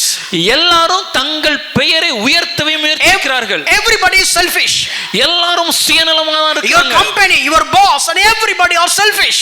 உங்க வேலை ஸ்தலமாக இருந்தாலும் சரி, உங்க மேலதிகாரியாக இருந்தாலும் சரி, அவர் ஒரு சுயநலவாதியா தான் இருக்கிறார். Don't get surprised if they are unjust. அவங்க அநீதியா செயல்படுறாங்கன்னு சொல்லி ஆச்சரியப்படாதீங்க. Don't get surprised if they are no logical. அவங்க செய்கிற காரியத்துல எந்த விதமான ஒரு சரியான விதத்துல இல்லையேன்னு சொல்லி யோசிக்காதீங்க. Don't get surprised if they are not good. அவங்க நல்லவங்களா இல்லையேன்னு சொல்லி ஆச்சரியப்படாதீங்க. Don't get surprised if they are not gentle. அவங்க மென்மையானவர்களா இல்லையேன்னு சொல்லி ஆச்சரியப்படாதீங்க. But even in that situation, the child of God, the children of God should give more reverence, and with all respect you need to do your work. ஆனால் இப்படிப்பட்ட சூழ்நிலையிலும் கூட ஒரு தேவனுடைய மகனோ மகளோ, பிதா எப்படி ஒரு தேவனுடைய மகனோ மகளோ எல்லா இதயத்தோடும் முழு மனதோடும் அவங்க அந்த வேலையை செய்ய வேண்டும். You may think, நீங்க நினைக்கலாம், oh, you are not at work, நீங்க வேலையில இல்லையே, so that is why you are telling all these things. அதனால தான் நீங்க இதெல்லாம் சொல்றீங்க. Let me tell you, I am in the greatest work now. நான் ஒன்னு சொல்றேன், அதை விட மிகப்பெரிய ஒரு வேலையில, சிறந்த வேலையில இருக்கிறேன். More than you, I need to be more sincere. உங்களை விடவும் அதிக உண்மையாக நான் இருக்க கடமைப்பட்டிருக்கிறேன். I cannot take excuse. என்னால ஒரு எக்ஸ்கியூஸ் சொல்ல முடியாது. I cannot give pathetic excuses. சின்ன சின்ன ஒரு காரியங்களை சொல்லி என்னால விடுப்பு கேட்க முடியாது. This is very important work. இது மிக முக்கிய வேலை. I personally believe, நான் தனிப்பட்ட முறையில் விசுவாசிக்கிறேன். this is my personal belief. இது என்னோட தனிப்பட்ட விசுவாசம். I'm not saying it's a doctrine. இது ஒரு சத்திய கோட்பாடாக நான் சொல்லவில்லை. I personally believe, நான் என்னோட தனிப்பட்ட வாழ்க்கையில God had trained me in my workplace. தேவன் என்னை நான் வேலை பார்த்த அலுவலகத்திலே பயிற்சி கொடுத்து, He trained me with respect to sincerity, dedication, on all the faithfulness. In my workplace He trained me, then only He put me in this work. எப்படி உண்மையா இருக்கணும், எப்படி அர்ப்பணிப்போடு இருக்கணும், எப்படி சரியான விதத்தில் காரியங்களை செய்ய வேண்டும் என்று எல்லா விதத்திலும் நான் வேலை பார்த்த அலுவலகத்தில் எனக்கு பயிற்சி கொடுத்த பின்பு தேவன் என்னை இந்த வேலையில் அமர்த்தினார். Let me give one small incident. ஒரு சின்ன ஒரு நடந்த சம்பவத்தை சொல்றேன். In my previous company, நான் இதுக்கு முன்பு வேலை பார்த்த அலுவலகத்தில், if you have the access to get the access time records, அங்க ஒருவேளை நீங்க அந்த அலுவலகத்தில் நான் எவ்வளவு நேரம் அந்த கம்பெனியில் இருந்தேன் என்கிற நேர அளவீட்டை உங்களால பெற முடியும்னா, you will never find me come late. ஒரு நாள் கூட நேர பின்னாடி லேட்டா அந்த இடத்துக்கு நான் போனதா நீங்க பார்க்க முடியாது. I'm not saying 100%, 100% நான் சொல்ல வரல. but I can challenge. ஆனா என்னால சவாலா சொல்ல முடியும். In the entire Bay Area, நான் வேலை பார்த்த அந்த மொத்த அலுவலகத்திலுமே, if you pull out the access card details, எல்லாரும் எத்தனை மணிக்கு வேலைக்கு வந்தாங்கங்கற டீடைல்ஸ் நீங்க எடுத்தீங்கன்னா, maybe plus or 2 minutes, ஒரு 2 நிமிஷம் முன்ன பின்ன இருக்கலாம். It is not about whether I am living in Velachery or not. ஐயா, நான் வேளச்சேரியில இருக்கிறேனா இல்லையாங்கிறது இல்ல. This is my quality. இது நான் எனக்கு வைத்திருக்கிற ஒரு குணாதிசயம். This is how I've been trained. இப்படிதான் நான் பயிற்சிவிக்கப்பட்டேன். No, this is how I lived. இப்படிதான் நான் வாழ்ந்தேன். How you know, nobody can know. Let me put it this way. All the 6 months I was just starting from my home, and I need to travel for an hour. I need to catch the train and come to the service. I have never been late for a single time. ஒவ்வொரு முறையும் என்னால சொல்ல முடியும், கடந்த முதல் 6 மாதங்கள் சொந்த ஊர்ல இருந்து ட்ரெயினை பிடிச்சு சென்னைக்கு வந்து திரும்ப இங்க கிளம்பி இங்க வருகிற நேரத்துல கூட நான் லேட்டா வந்தேன்னு சொல்லி ஒரு நாள் இருக்க முடியாது. Lot of problems. வரவழியில் அநேக சவால்கள், lot of challenges, அநேக பிரச்சனைகள். But it is not about the situation, it is not about who I am. ஐயா, இது உங்களை சுற்றி சுற்றி நடக்கிற சூழ்நிலைகளை பொறுத்தது அல்ல, நீங்க யார் என்பதை பொறுத்து. My bike will also break down. பல நேரத்தில் என்னுடைய வாகனமும் My பழுதடைந்திருக்கிறது, car will also break down. என்னுடைய காரும் பழுதடைந்திருக்கிறது. But how I have got trained is be sincere when it comes to work. ஆனா நான் எப்படி பயிற்சிவிக்கப்பட்டேன்னா, வேலைன்னு வந்து நான் அதுல உண்மையா இருக்கணும். Doesn't mean that all my bosses are good. அப்படி சொல்றதுனால எனக்கு மேல இருந்த எல்லா மேலதிகாரிகளும் ரொம்ப நல்லவங்கன்னு கிடையாது. I know there are bosses made me to cry. சில நேரம் சில மேலதிகாரிகள் என்ன அழ வச்சிருக்காங்க. I went to restroom and cried because of the scoldings that I have received. அவங்க என்ன திட்டுறது நிமித்தமாக வெளியே வந்து நான் கழிவறைக்கு சென்று நான் அழுத நாட்கள் உண்டு. Still, ஆனாலும் God is watching you. தேவன் உங்களை கவனித்து பார்க்கிறார். Bible says with all respect. வேதம் சொல்கிறது எல்லா விதமான அதிக பயத்துடன். And if you read 1 Timothy chapter 6:1, 1 Timothy 6ஆம் அதிகாரம் 1வது வசனம், regard their own masters as worthy of all honor. வேலைக்காரர் யாவரும் தங்கள் எஜமான்களை எல்லா கனத்திற்கும் பாத்திரர் என்று எண்ண கடவீர்கள். And if you are a believer, those who are believing masters must not be disrespectful on the ground, they are brothers. விசுவாசிகளாகிய எஜமான்களை உடையவர்கள் தங்கள் எஜமான்கள் சகோதரராய் இருக்கிறதுனாலே அவர்களை அசட்டை பண்ணக்கூடாது. If the second verse is speaking about a boss who is a believer, then the first verse is talking about a boss who is not a believer. ஐயா, இரண்டாவது வசனம் வெளிப்படையாகவே ஒரு விசுவாசி ஆகிய எஜமானை குறித்து பேசுகிறது என்றால், முதலாவது வசனம் தேவனை அறியாத விசுவாசம் இல்லாத ஒரு எஜமானை குறித்து தான் விளக்குகிறது. So I said, நான் சொன்னேன், I mean, work as if you are working for God.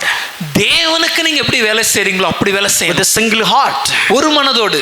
Don't do the eye service. கண்களுக்கு பிரியமா இல்லாமல். I mean, don't men pleasers. மனுஷரை பிரியப்படுத்தாமல். And not a people pleaser, but pleasing God.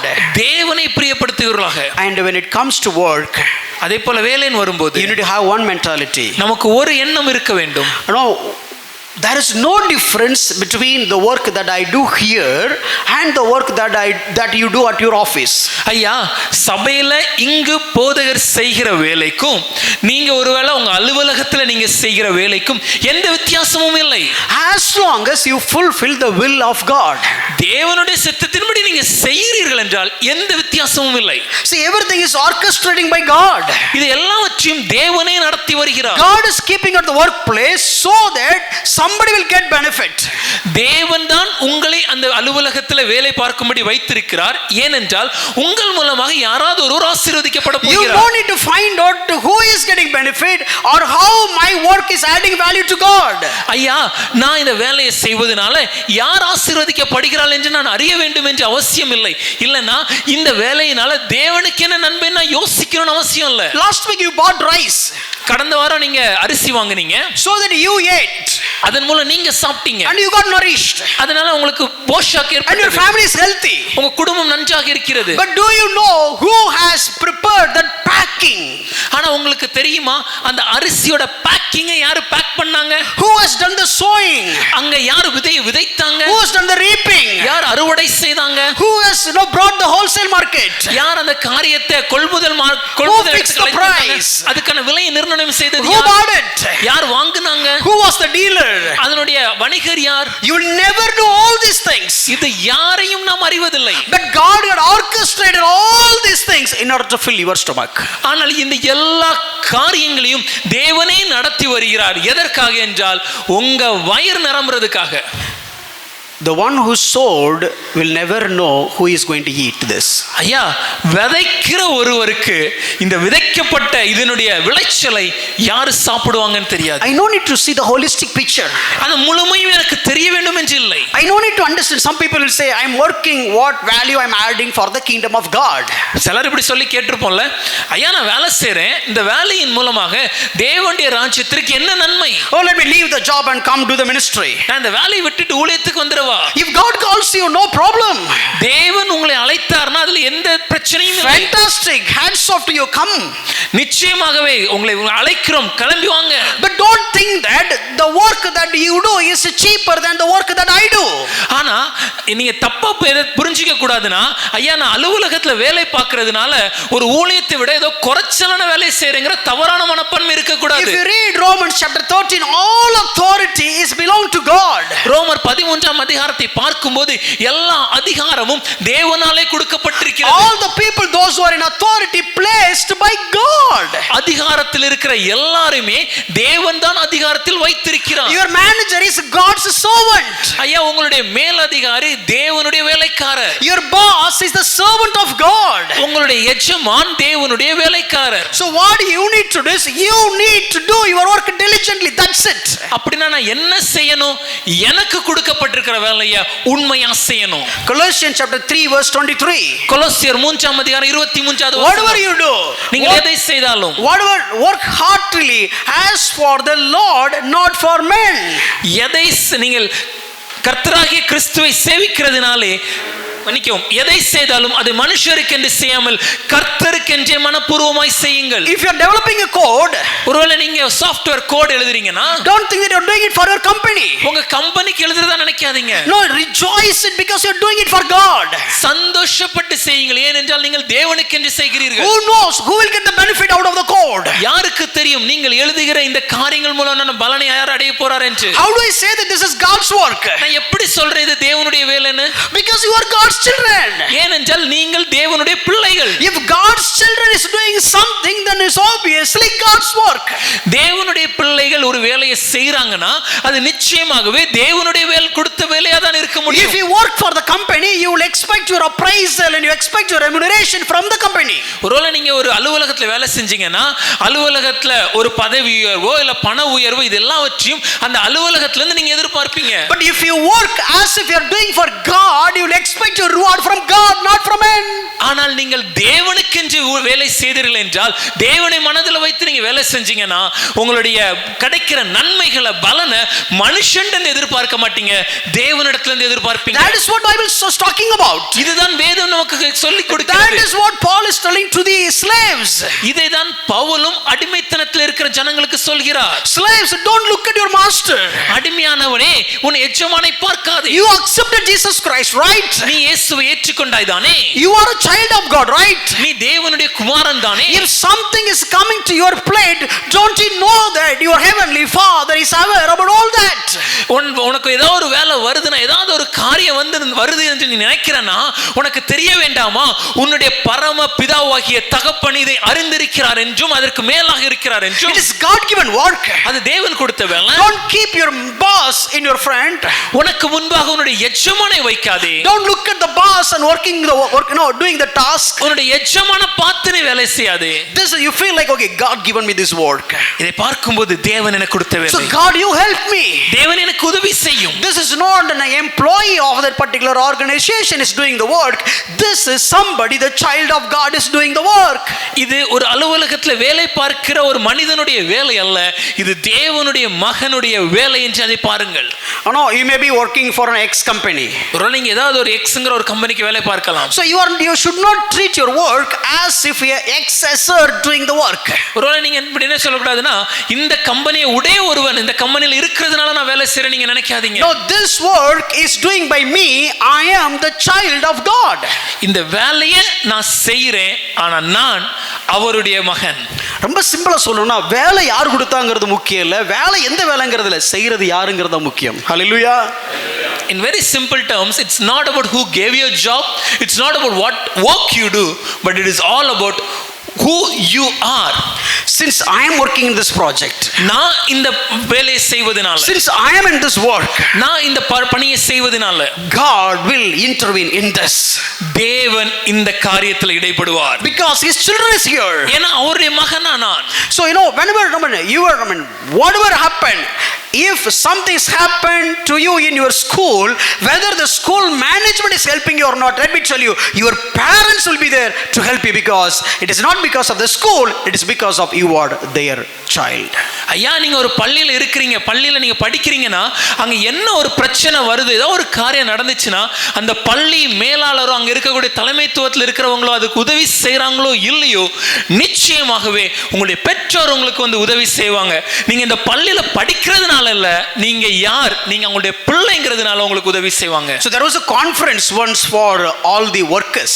ஒரு முறை எல்லா பணியாளர்களுக்கான ஒரு கருத்தரங்கு நடந்தது. Racism was on that time.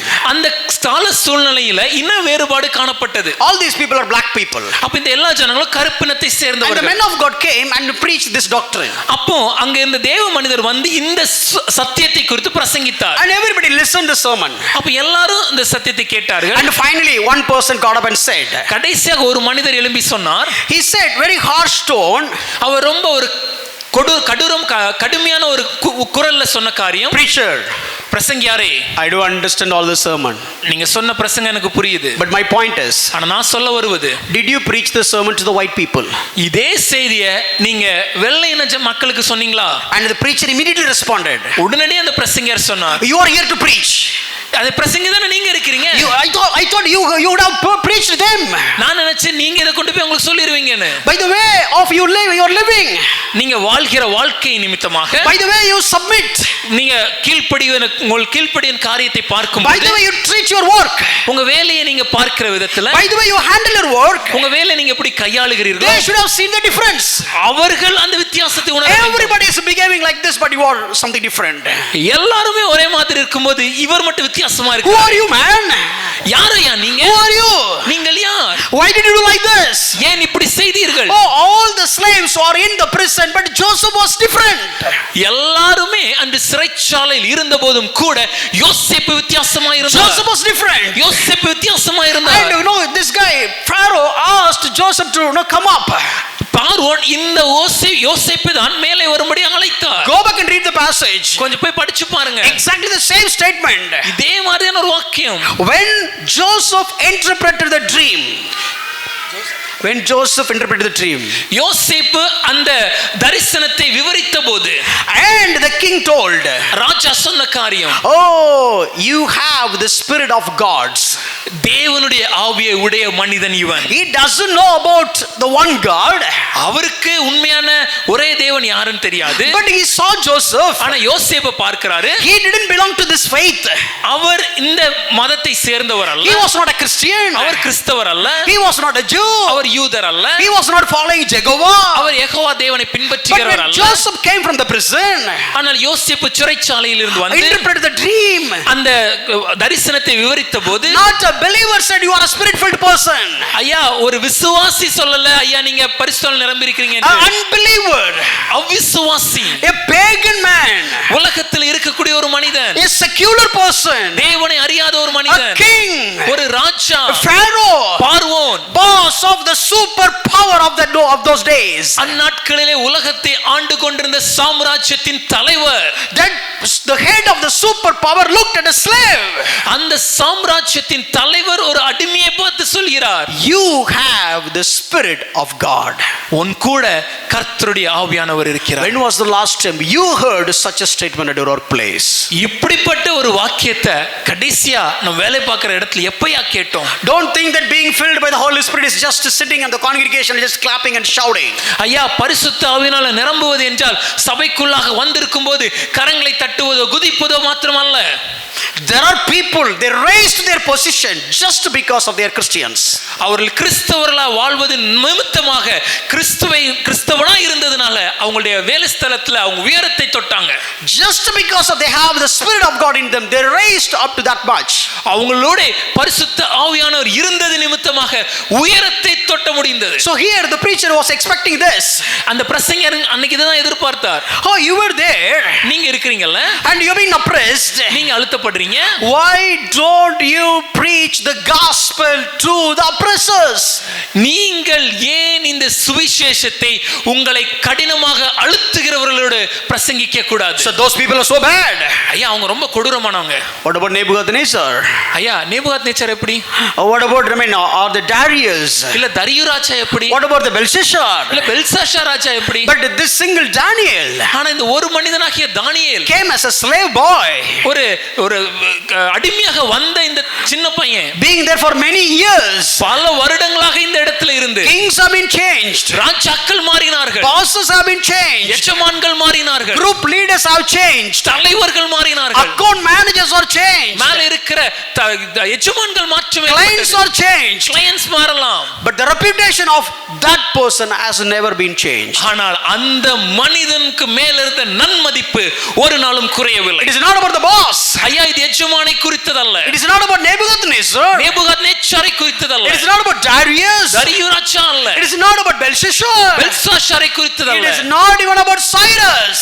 அது கோரேசை குறித்ததல்ல. It is all about the Spirit of God rested upon Daniel. ஆனால் தானியேலுக்கு மேல் பரிசுத்த ஆவியானவர் இருந்ததே. Do we have the Spirit of God? உங்களுக்குள் பரிசுத்த ஆவியானவர் Are you இருக்கிறாரா? being filled by the Spirit of God? பரிசுத்த ஆவியானவரால் தினமும் Let நிரப்பப்படுகிறீர்களா? me tell you, நான் ஒரு விஷயத்தை whoever சொல்கிறேன். the boss, உங்கள் எஜமான் யாராக whatever the இருந்தாலும், company, எந்த அலுவலகத்தில் வேலை செய்தாலும், whoever is oppressing you, யார் உங்களை அழுத்தினாலும், if you are being filled by the Spirit of God, நீங்கள் பரிசுத்த ஆவியானவரால் நிரப்பப்பட்டிருப்பீர்களானால், that Spirit of God will raise your head அந்த பரிசுத்த ஆவியானவர் உங்கள் தலையை உயர்த்துவார். and you will be shine among the people. நீங்கள் ஜனங்கள் மத்தியிலே வெளிச்சமாக இருப்பீர்கள். Boss may be a Nebuchadnezzar, உங்களுடைய எஜமான் நேபுகாத்நேச்சராக boss இருந்தாலும், may be a Pharaoh, உங்களுடைய எஜமான் பார்வோனாக இருந்தாலும், boss whoever it may be, யாராக இருந்தாலும் சரி, who are you is the key, not who is the boss is the key. உங்க எஜமான் யாருங்கிறது முக்கியம் இல்ல, நீங்கள் யார் என்பதே முக்கியம். When you walk into the office, நீங்க அந்த அலுவலகத்துக்குள்ள செல்லும் you போது, need to walk in a such a way, நீங்க நடக்கும் போதே, oh, this is not an employee is coming into the office, ஐயா இந்த அலுவலகத்துல வேலைக்கு செய்கிற ஒரு பணியாளர் வருவதில்லை, child of God is entering into the office. ஒரு தேவனுடைய மகனாகிய நான் வருகிறேன். God said to Abraham, தேவன் ஆபிரகாமிடம் சொன்னார், wherever you walk, நீ எங்கு நடந்தாலும், wherever you see, நீ எதை பார்த்தாலும் I'll give that place. அதை உனக்கு கொடுப்பேன். When you work, நீங்கள் வேலை செய்யும் when போது, you go for work, நீங்க அலுவலகத்துக்கு you need to செல்லும் have போது, the attitude. இப்படிப்பட்ட ஒரு மனப்பான்மை இருக்க A வேண்டும். child of God is entering into the premises. ஒரு தேவனுடைய குமாரன் இந்த அலுவலகத்துக்குள்ள வருகிறேன், Daniel is coming, ஒரு தானியேலாக a வருகிறேன், Joseph is ஒரு coming, யோசேப்பாக a வருகிறேன், Paul is coming. ஒரு பவுலாக வருகிறேன். Oh, if I come, நான் வந்தேன் என்றால் I know God will prove that I am his child. எனக்கு தெரியும் ஐயா என் தேவன் நான் அவருடைய குமாரன் என்பதை நிரூபிப்பார் என்று. How many of you understand what I'm talking about? நான் சொல்கிறது எத்தனை பேருக்கு புரிகிறது? Hallelujah. Hallelujah. Yeah, of course you need to submit. கண்டிப்பா நம்ம கீழ்ப்படியணும், Of course you need to obey. கண்டிப்பா கீழ்ப்படிய வேண்டும். Of course you should not do eye service. கண்டிப்பாக கண்களுக்கு பிரியமா வேலை செய்யக்கூடாது. Of course you need to have a oneness in heart. நிச்சயமாகவே ஒரு மனம் நமக்கு இருக்க வேண்டும். Of course you need to do it for God. நாம் செய்கிற எல்லாவற்றையும் கர்த்தருக்கென்று செய்ய வேண்டும். Of course you should not be a men pleaser, not a people pleaser, but pleaser of Almighty. மனுஷரை பிரியப்படுத்துகிறவராக இல்லாமல் சர்வ வல்லவரை பிரியப்படுத்துகிறவராக இருக்க வேண்டும். Of course you no need to do by expecting the reward from the company. நீங்கள் வேலை பார்க்கிற அலுவலகத்திலிருந்து உங்களுடைய பலனை நீங்கள் எதிர்பார்க்காதீர்கள். Don't expect your reward, your recognition, your remuneration or whatever it is. Don't expect from the people, but expect the reward from God. நீங்க வேலை பார்க்கிற ஜனக்கிடமிருந்து உங்களுடைய பலனையோ உங்களுடைய பதவி உயர்வையோ உங்களுடைய நன்மதிப்பையோ நீங்கள் எதிர்பார்க்காதீர்கள். இது எல்லாவற்றையும் கர்த்தரிடத்திலிருந்து எதிர்பாருங்கள். Sometimes you are like a musicians, those who are deaf. பல நேரத்துல நம்ம இசையமைப்பாளர்கள் காது கேளாதவர்கள் போல இருக்கிறவர்கள். Go back and research how many musicians are really deaf. கொஞ்சம் போய் கொஞ்சம் ஆராய்ச்சி பண்ணி பாருங்களேன், எத்தனை இசையமைப்பாளர்களுக்கு காது கேளாதவர்கள். Even the greatest ever music piece has given to the world by Beethoven. இந்த உலகத்திலே மிக சிறந்த ஒரு இசை என்று சொல்லப்படுகிற ஒரு காரியம் பீத்தோவன் என்பவரால் உருவாக்கப்பட்டது. He lost his hearing capacity when he was 20 years old. ஆனால் அந்த பீத்தோவன் 20வது வயதிலே காது கேட்கும் திறனை இழந்து போனார். But all his music piece pieces are still ministering to people. ஆனால் அவரால் வாசிக்கப்பட்ட இசை அமைப்புகள் இன்றும் மனிதர்கள் மத்தியில் பிரபலமாக பாடப்படுகிறது. Still we are saying Beethoven symphony. இன்னைக்கு நம்ம கேட்கிறோம்ல Beethoven symphony. But who developed that? ஆனா இதை உருவாக்கியது யார்? Who invented that? இதை கண்டுபிடித்தது Who யார்? introduced that? இதை அறிமுகப்படுத்தியது A யார்? deaf man. காது கேளாத ஒரு மனிதர். When he was 20 years old, he lost almost all his hearing capacity. அவருக்கு 20 வயசா இருக்கும்போது கேட்கிற திறனை கிட்டத்தட்ட முற்றிலுமாக அவர் இழக்க ஆரம்பித்தார். But he was making music till when he was 50. ஆனா அவர் 50 வயதா இருக்கும் வரைக்கும் அவர் இசைகளை உருவாக்கி And கொண்டிருந்தார். his servant was writing this way. அவருடைய வேலைக்காரர் இப்படியாக எழுதினார். At the age of 50, he lost everything. 50வது வயதில் முழுவதுமாக கேட்கும் திறனை இழந்தார். He kept a pencil on his mouth. அவருடைய வாயில ஒரு பென்சில் வச்சிருப்பாரு. And he'll play the piano. அவர் அந்த பியானோ வாசிப்பாரு. And he feel the vibration. அதனுடைய வைப்ரேஷன் அந்த அதிர்வுகளை உணரும் போது And by his mouth he'll write the notes. அந்த அதிர்வுகளின் படியே அவருடைய வாயில் இருக்கிற அந்த பென்சில் மூலமாக அந்த நோட்ஸ் எழுத ஆரம்பிப்பாரு. Deaf man. காது கேளாதவர் Never knew who is going to use the Beethoven symphony music that he has composed. அவரால் உருவாக்கப்பட்ட இந்த பீத்தோவன் சிம்பனி என்ற இந்த இசை கீதத்தை யார் பயன்படுத்துவார்னு அவருக்கு தெரியாது. I don't know whether he is godly or worldly. அவர் உலகத்தானா இல்ல தேவனை அறிந்தவரான்னு எனக்கு தெரியாது. But I appreciate the attitude that he has. ஆனா அவருக்கு இருந்த இந்த மனப்பான்மையை நான் பாராட்டுகிறேன். We need to have that attitude, but above all, I am doing it for God. நமக்கு இப்படிப்பட்ட ஒரு மனப்பான்மை இருக்கணும். இன்னும் சொல்லப்போனா அதை விட மேலாக நான் தேவனுக்கு என்று செய்கிறேன் என்ற புரிதல் இருக்க வேண்டும். Maybe you may tell that, brother, you don't know about my boss. ஒருவேளை நீங்க சொல்லலாம், ஐயா உங்களுக்கு என் எஜமானை பத்தி தெரியாது. You don't know about my company. இல்ல என்னோட அலுவலகத்தை பத்தி உங்களுக்கு தெரியாது. How hard it is. அது எவ்வளவு கஷ்டமா இருக்கும் தெரியுமா? I'll tell you one story and finish. நான் ஒரு கதையை மாத்திரம் சொல்லி முடிக்க போறேன். I'll tell you this story. அந்த கதை என்னன்னா, It is a very, I'll take quality amount of time to explain because that man deserve for it. கொஞ்ச நேரம் எடுத்து இந்த கதை விவரிக்க விரும்புகிறேன். ஏன்னா அதற்கு எல்லா தகுதி உடைய ஒரு நபர் இவர். I read his story, his biography when I was maybe 12 or 13 years old. இந்த மனிதருடைய சுயசரிதையை நான் ஒரு 12 இல்ல 13 வயதுல இருக்கும்போது வாசித்தேன். I forgot him completely. நான் முழுவதுமாக அதை மறந்துட்டேன். When I was preparing this sermon, I was praying, who can I use as an illustration? ஆனால் இந்த காரியத்தை குறித்து இன்னைக்கு கொடுக்கிற தியான பகுதியை கொடுத்து தயார்படுத்தும் போது நான் யோசிச்சேன், இதற்கு உதாரணமாக யாரை சொல்வது? I really don't have any illustrations anywhere. எனக்கு எங்கேயுமே உதாரணங்கள் இல்லையே. And suddenly this name has popped up my mind.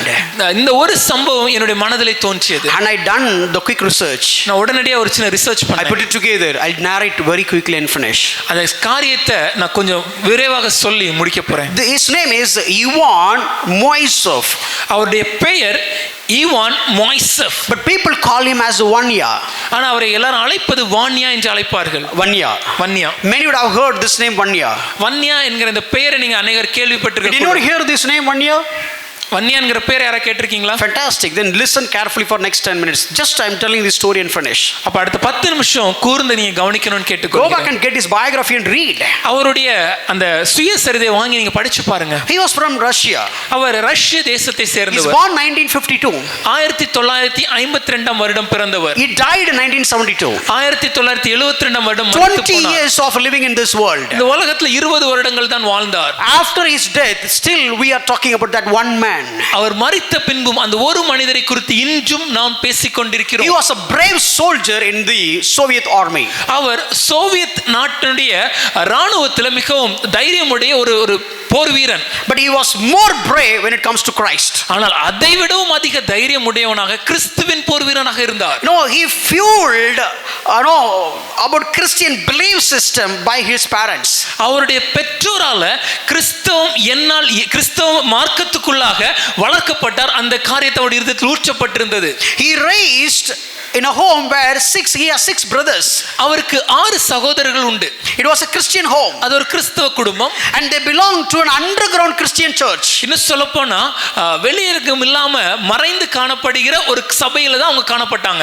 அது கம்யூனிஸ்ட் நாடு. Because it's a communist nation. No, if you worship God, you are gone. நீங்கள் தேவனை ஆராதித்தீர்கள் என்றால் நீங்கள் கொலை செய்யப்படுவீர்கள். There was underground church and he was worshiping there. அங்க மறைந்து வைக்கப்பட்ட ஒரு அண்டர்கிரவுண்ட் சர்ச் என்றப்பட்ட ஒரு சபையில தான் அவங்க ஆராதித்துக் கொண்டிருந்தாங்க. Christianity is outlawed by the government. அந்த நாட்டில கிறிஸ்தவம் தடை செய்யப்பட்ட மதம். One year completed his school in 1968. 1968 வருடம் வன்னியா தனது பள்ளி பருவ படிப்பை முடித்தார். At the age of 16. 16 வயது. And he decided personally commit his life to Jesus Christ and he read the Bible daily. அவர் தன்னுடைய வாழ்க்கையை கிறிஸ்துவுக்கு என்று அர்ப்பணிப்பது என்று முடிவு செய்து வேதாகமத்தை மறுபடியும் வாசித்தார். He joined a church called Evangelical Christian Baptist. Evangelical கிறிஸ்தவ பாப்டிஸ்ட் திருச்சபையில் அங்கமாய் இருந்தார். Got baptized in 1970. 1970 வருடம் ஞானஸ்நானம் பெற்றார். Tell me what was the year when he got baptized? எத்தனாவது வருடம் அவருக்கு ஞானஸ்நானம் கிடைச்சது? 1970. When he was died.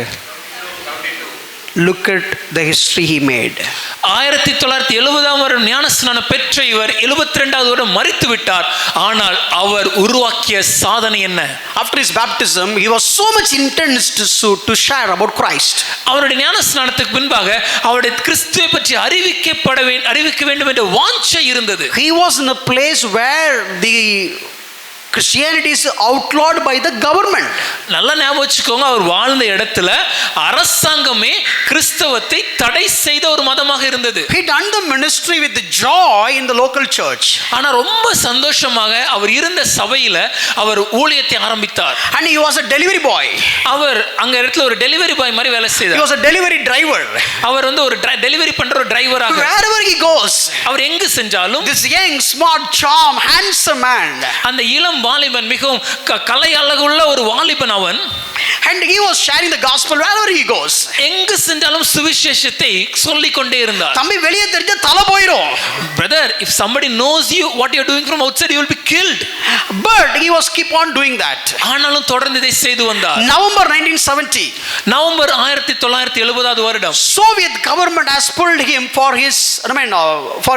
their army. Soviet அரசாங்கம் தங்களுடைய ராணுவத்திற்கு என்று இவரை அழைத்துக் கொண்டது. Because most of the citizens have to serve at least 2 years in the military service. ஏன்னா அந்த நாட்டுல ஒரு சட்டம் இருந்துச்சு, ஒவ்வொரு வாலிபனும் 2 வருடங்கள் அந்த நாட்டு ராணுவத்தில் பணி செய்ய வேண்டும். Listen the story very carefully. நல்லா கவனிங்க நான் சொல்றது. 70 he has got baptized. 70வது வருடத்துல தான் அவருக்கு ஞானஸ்நானம் பெற்றார். In the same year November he has got drafted into the military. அதே வருடம் நவம்பர் மாதம் அவரை ராணுவத்தில் சேர்க்கப்பட்டார். This guy was over enthusiastic when it comes to gospel. ஆனா சுவிசேஷம் வந்துச்சுனா ரொம்ப சுறுசுறுப்பா இருக்கக்கூடிய ஒரு நபர். Whenever you may think that your boss is bad. ஒருவேளை நீங்க நினைக்கிறீங்களா உங்க எஜமான் கடினமானவர்னு? Let's look at his bosses. இவங்களுடைய எஜமான் எப்படி இருந்தார் நான் சொல்றேன். So he came to the military. அவர் ராணுவத்தில் சேர்ந்தார். And this guy came to the army. அப்படி ஆர்மி ஆபீஸ்ல இருக்கும்போது இளங்கன்று பயமறியாதுங்கிற மாதிரி he's openly started speaking about Jesus Christ. It's like the young man doesn't know fear, and this young man was openly sharing இயேசுவை பற்றி விவரிக்க ஆரம்பித்தார். And his military officers, அவருக்கு மேல் இருந்த ராணுவ தளபதிகள், supervisors, எஜமான்கள், they began a systematic campaign to intimidate and to insult and to torture him. இவரை காயப்படுத்த வேண்டும் என்றும் நிந்திக்க வேண்டும் என்றும் இவரை கஷ்டப்படுத்தணும்னு சொல்லி ரொம்ப பிளான் பண்ணி திட்டமிட்டு செயல்பட்டாங்க. Systematically they are working. திட்டமிட்டு அதற்கென்று செயல்பட்டார்கள். Because they couldn't stop this guy. ஏன்னா இவர் பேசுறதை அவங்களால நிறுத்த முடியல. They made a decision. அதனால ஒரு முடிவு எடுத்தாங்க. Let's work together. நம்ம சேர்ந்து வேலை செய்து and silent him. அவரை இன்சல்ட் பண்றோம். Make him silence. அவரை அமைதிப்படுத்தணும். This guy was keep on speaking about Jesus Christ in a communism nation, and not in a communist nation, in the communist army. ஒரு communist தேசத்துல இந்த நபர் இவ்வளவு தைரியமா பேசிட்டு இருக்கார். இன்னும் சொல்ல போனா கம்யூனிஸ்ட் தேசத்துடைய ராணுவத்துல இருந்து. இங்க எத்தனையோ வருஷமா நான் மேஜரா இருக்கிற ஒரு சின்ன பையன் 19 வயசு பையன் நான் சொல்றத கேட்க மாட்டேங்கிறான். I have been as a major for many years in this army, and an young boy of 19 years old is not ready to listen what I am saying. They decided. அவங்க முடிவு எடுத்தாங்க to finish him. அவர் வாழ்க்கையை முடிக்கணும்னு. They started torture him. அவரை ரொம்ப கஷ்டப்படுத்தினாங்க. He was writing a letter to his family. அவர் தன் வீட்டுக்கு ஒரு கடிதம் எழுதினார். I am not going to read everything, but I just telling to you the truth. அது மொத்தத்தை வாசிக்க போறதில்ல, சில காரியங்களை மட்டும் விவரிக்கிறேன். Even though I am a soldier, I am working for the Lord. This is the first line. எழுதின முதல் வார்த்தை இதுதான். நான் ஒரு ராணுவ வீரனாக இருந்தபோதும் என் ராஜாவாகிய தேவனுக்கு வேலை செய்கிறேன். He didn't see himself a man of army. அவர் தன்னை ஒரு ராணுவ வீரரா பார்க்கல. But he saw himself as a servant servant of Lord. ஆனா தேவனுடைய வேலைக்காரராக பார்த்தார். Even though he is working for a communist country, but he thought, I am working for the Lord. ஒரு communist தேசத்தின் ராணுவத்தில் வேலை செய்தாலும் அவர் தன்னை பார்க்கும்போது தேவனுடைய வேலைக்காரராகவே பார்த்தார். And he said, lot of difficulties and testings and tortures are just implemented in this place. இந்த இடத்துல ரொம்ப துன்புறுத்தல், ரொம்ப நிந்தனைகள், அவமானங்கள், கஷ்டம், கடினங்கள் எல்லாம் இருக்குது. And God has given me the commission to preach the gospel. ஆனா தேவன் எனக்கு கொடுத்திருக்கிற வேலை இந்த சுவிசேஷத்தை பிரசங்கிப்பது. So in any meetings, எந்த மீட்டிங்கா இருந்தாலும் சரி, in the military unit, இந்த மிலிட்டரியில இருக்கிற எந்த கூட்டத்தில், in front of officers or soldiers, அது எங்க மேல இருக்கிற தளபதியா இருந்தாலும் சரி, இல்ல கூட இருக்கிற வீரர்களாக இருந்தாலும் சரி, I'll preach the gospel. நான் சுவிசேஷத்தை பிரசங்கிப்பேன். No, everybody has identified me. எல்லாருக்கும் தெரிந்து விட்டது. It was not easy. இது எளிதாக இல்ல. But the Lord is just working here. ஆனா தேவன் இங்கு வேலை செய்து I கொண்டிருக்கிறார். had an opportunity to proclaim the gospel to my senior person. என்னுடைய மேல இருக்கிற மூத்த ஒரு ராணுவ வீரருக்கு இந்த சுவிசேஷம் சொல்லக்கூடிய வாய்ப்பு கிடைத்தது. At one occasion it is very hard to get a leave in the military operations. சில நேரங்கள்ல இந்த மிலிட்டரியில் நடக்கிற இந்த காரியங்கள்ல விடுப்பு கிடைப்பது ரொம்ப கடினம். One day he was sharing about Jesus Christ to one person. ஒரு நாள் இயேசுவை குறித்து இன்னொரு நபருடன் பேசிக் கொண்டிருந்தார். The other person was watching. அப்ப இன்னொருவர் அதை கவனித்தார். And this person was challenging. அப்போ இந்த முதலாவது நபர் ஒரு சவால் விடுத்தார். Okay, you are talking about Jesus Christ, right?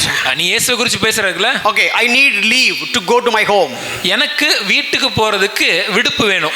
If your God has given me leave, then I will accept that God. உங்க தேவனால எனக்கு இந்த லீவை கொடுக்க முடிஞ்சதுன்னா நான் உன் தேவனை ஏத்துக்கிறேன். And this guy went for praying. அப்படி சொல்லிட்டு ஆகவே இந்த நபர் ஜெபிக்க போனார். He prayed. ஜெபித்தார். You know what? என்ன நடந்தது தெரியுமா? His leave has been approved from a different branch and a different place, and he has got a leave letter. He's got the approval for his leave.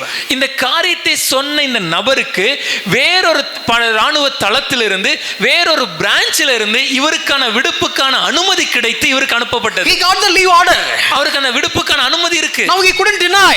இப்போ இவரால அதை மறுக்க முடியல. And there was another person who was watching. He couldn't deny that. இது எல்லாவற்றையும் பார்த்த இன்னொரு நபராலும் இதை மறுக்க முடியவில்லை. Because in the military place you cannot get it.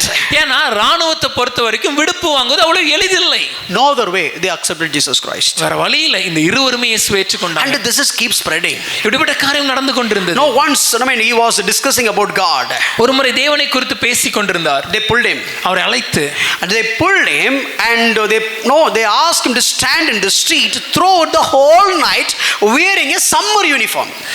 அந்த நாள்ல முழு ராத்திரி முழுமையும் அந்த தெருவின் அந்த ரோட்லயே நிற்க வைத்து அவரை சம்மர் காலத்துல அந்த கோடை காலத்துல போடுகிற அந்த யூனிஃபார்மை போட்டு அங்க நிற்க வச்சிட்டாங்க.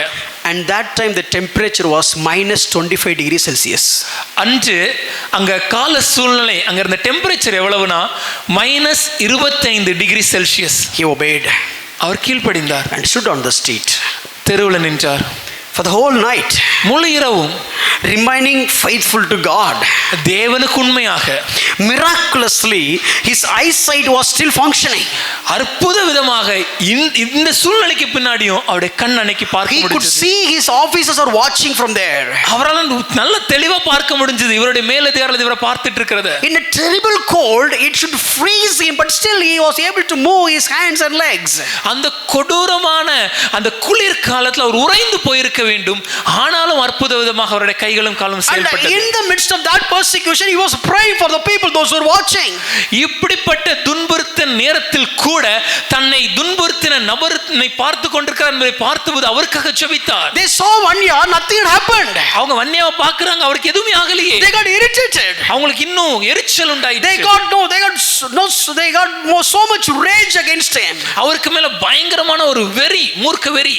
Believe me or not, நான் சொல்றது நம்புறீங்களா இல்லையோ? His biography says, அவருடைய அதிகாரி சொல்கிறார், next 12 nights, அடுத்த 12 இரவுகள் they put him on the street. அவரை தெருவுல நிற்க வச்சாங்க. For the whole night. முழு இரவும். With the summer uniform. கோடை கால யூனிஃபார்மோட. And the temperature is lesser than minus 25 degrees Celsius. அன்று கால சூழ்நிலை அங்க இருந்த டெம்பரேச்சர் மைனஸ் 25 டிகிரிக்கும் கீழே. He was alive.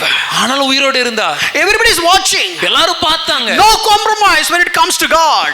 கர்த்தர்னு வந்தா எந்த சமரசமும் இல்லை. And one day they put him in a refrigerated cells. ஒரு முறை குளிரூட்டப்பட்ட அந்த சாதனம் பண்ண இப்படிப்பட்ட செல்லுக்குள்ள அவரை வச்சிட்டாங்க. It's simply you just keeping yourself in a refrigerator and close it. ரொம்ப எளிதா சொல்லணும், உங்க வீட்ல ஃப்ரீசருக்குள்ள உங்களை வச்சு க்ளோஸ் பண்ணா எப்படி இருக்கும்? And once they put him in a rubber suit, ஒரு முறை ரப்பர்னால உருவாக்கப்பட்ட ஒரு ஆடையில அவரை உடுத்தி and pumped air in the rubber suit, அதுக்குள்ளாக காத்து அடைச்சு, more you put the air, காத்து அதிகமாக அதிகமாக the rubber sheet will crush you. அந்த அவங்களை சுற்றி இருக்கிற அந்த ரப்பர்னால ஆக்கப்பட்ட அந்த உடை உங்களை அப்படி நொறுக்கும். It will crush the chest. இருதயத்தை நொறுக்கும். Scarcely you can breathe. நம்ம மூச்சு விடுறதே கடினமா இருக்கும். And in a refrigerator, அது அப்படி பண்ணிட்டு ரெஃப்ரிஜரேட்டர்ல வச்சிட்டாங்க. believe it's true. இப்படிதான் நடந்தது. 19 years old, 19 வயது, stood for Christ கர்த்தருக்கென்று நின்ற வாலிபன். in a workplace, வேலை ஸ்தலத்துல when the entire unit is stood against for this one young man. அந்த முழு யூனிட் அங்க இருந்த எல்லாரும் விரோதமாக நிற்கும்போது இந்த ஒரு மனிதன் நின்றான். Now during the interrogation, அந்த விசாரணை காலம், and he said, அவர் சொன்னார், I have one higher allegiance, என்னுடைய முழு சமர்ப்பணமும் மேலதிகாரியாக ஒருவருக்கு, and that is to Jesus Christ. அந்த மேலதிகாரி இயேசுவானவர். He has given me the order. அவர் எனக்கு இந்த கட்டளை கொடுத்தார். I cannot disobey. என்னால கீழ்ப்படியாம இருக்க Let முடியாது. me tell you the climax. அதனுடைய முடிவு இப்படி இருந்தது. At the age of 20, 20வது வயதுல he killed by the communists. அந்த கம்யூனிஸ்ட் தேசத்தால அவர் கொல்லப்பட்டார். July 11, 1972. ஜூலை மாதம் 11ஆம் தேதி 1972. He wrote his parents, அவர் தன் பெற்றோருக்கு எழுதினார், you will not see me anymore. என்ன நீங்க மறுபடியும் பார்க்க மாட்டீங்க. And he described about all the encounters that happened during the heavenly encounters. அங்க நடந்த எல்லா விதமான பரலோக சந்திப்புகளை குறித்து அவர் எழுதிவிட்டு, After they received the letters, in few days a coffin has come. அவங்க அந்த கடிதம் அவங்க வீட்டுக்கு வந்து சில நாட்களில ஒரு சவப்பெட்டி அவங்க வீட்டுக்கு வந்துச்சு. The coffin has welded all around. அந்த சவப்பெட்டியில சுத்தி எல்லா இடத்துலயும் வெல்டிங் பண்ணி அமைச்சிருந்தாங்க. Because they don't want anybody to open that coffin. ஏன்னா யாருமே இந்த சவப்பெட்டியை திறந்து உள்ள இருக்கிறத பார்க்க கூடாதுன்னு நினைச்சாங்க. And one year's mother cried. வன்னியோட அம்மா அழுதாங்க.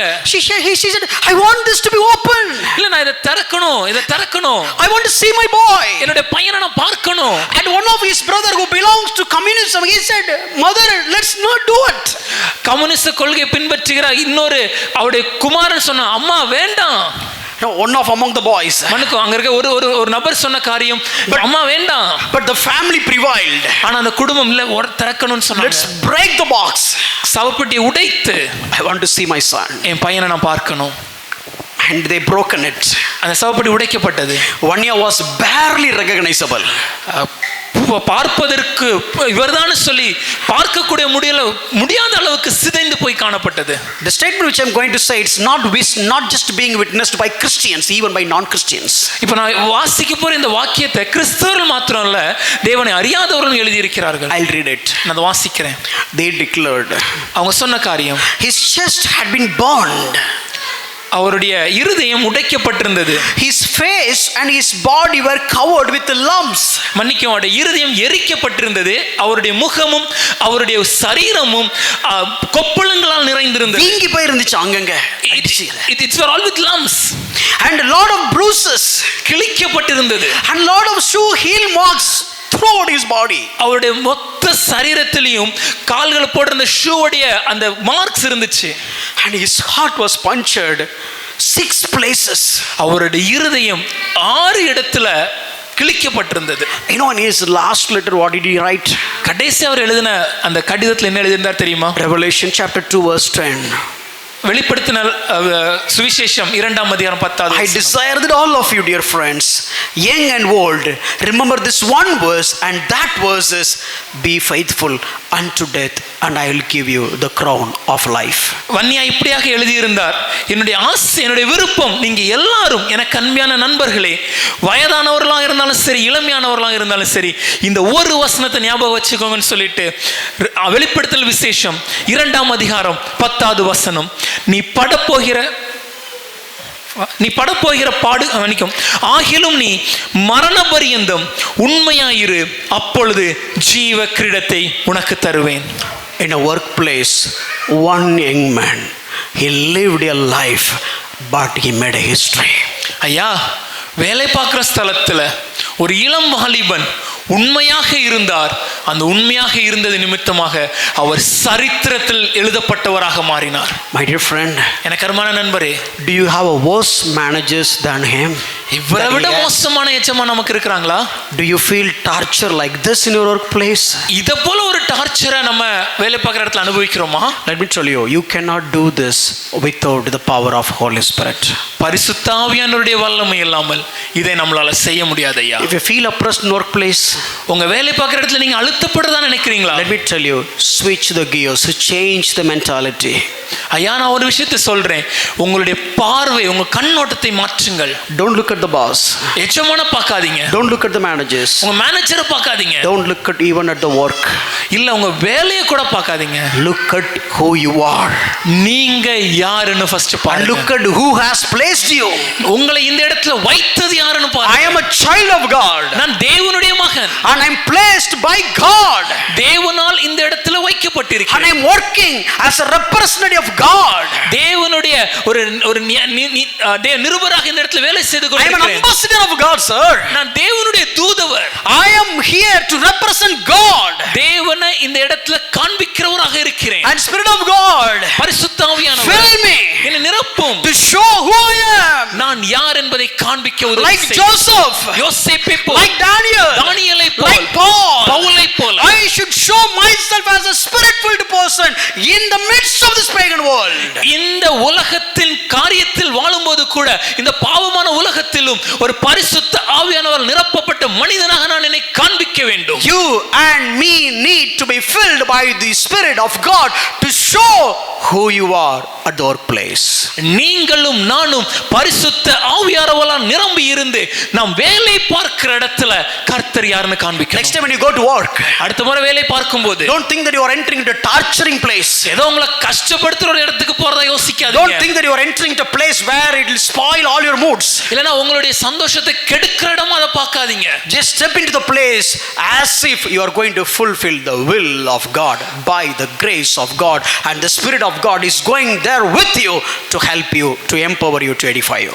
நான் போகிற இந்த இடம் இது கர்த்தருடைய சித்தத்தை நிறைவேற்றுகிற இடம். இதற்காக கர்த்தர் கிருபை எனக்கு அளித்திருக்கிறார். பரிசுத்த ஆவியானவர் பலனை எனக்கு கொடுத்திருக்கிறார் என்ற பார்வையோடு செல்லுங்கள். Don't worry about the managers. உங்க மேனேஜரை குறித்து பயப்படாதீங்க. Don't worry about the bosses. உங்களுடைய எஜமானை குறித்து பயப்படாதீர்கள். Don't look at how they are, what they are, and how they behave. That's all nothing.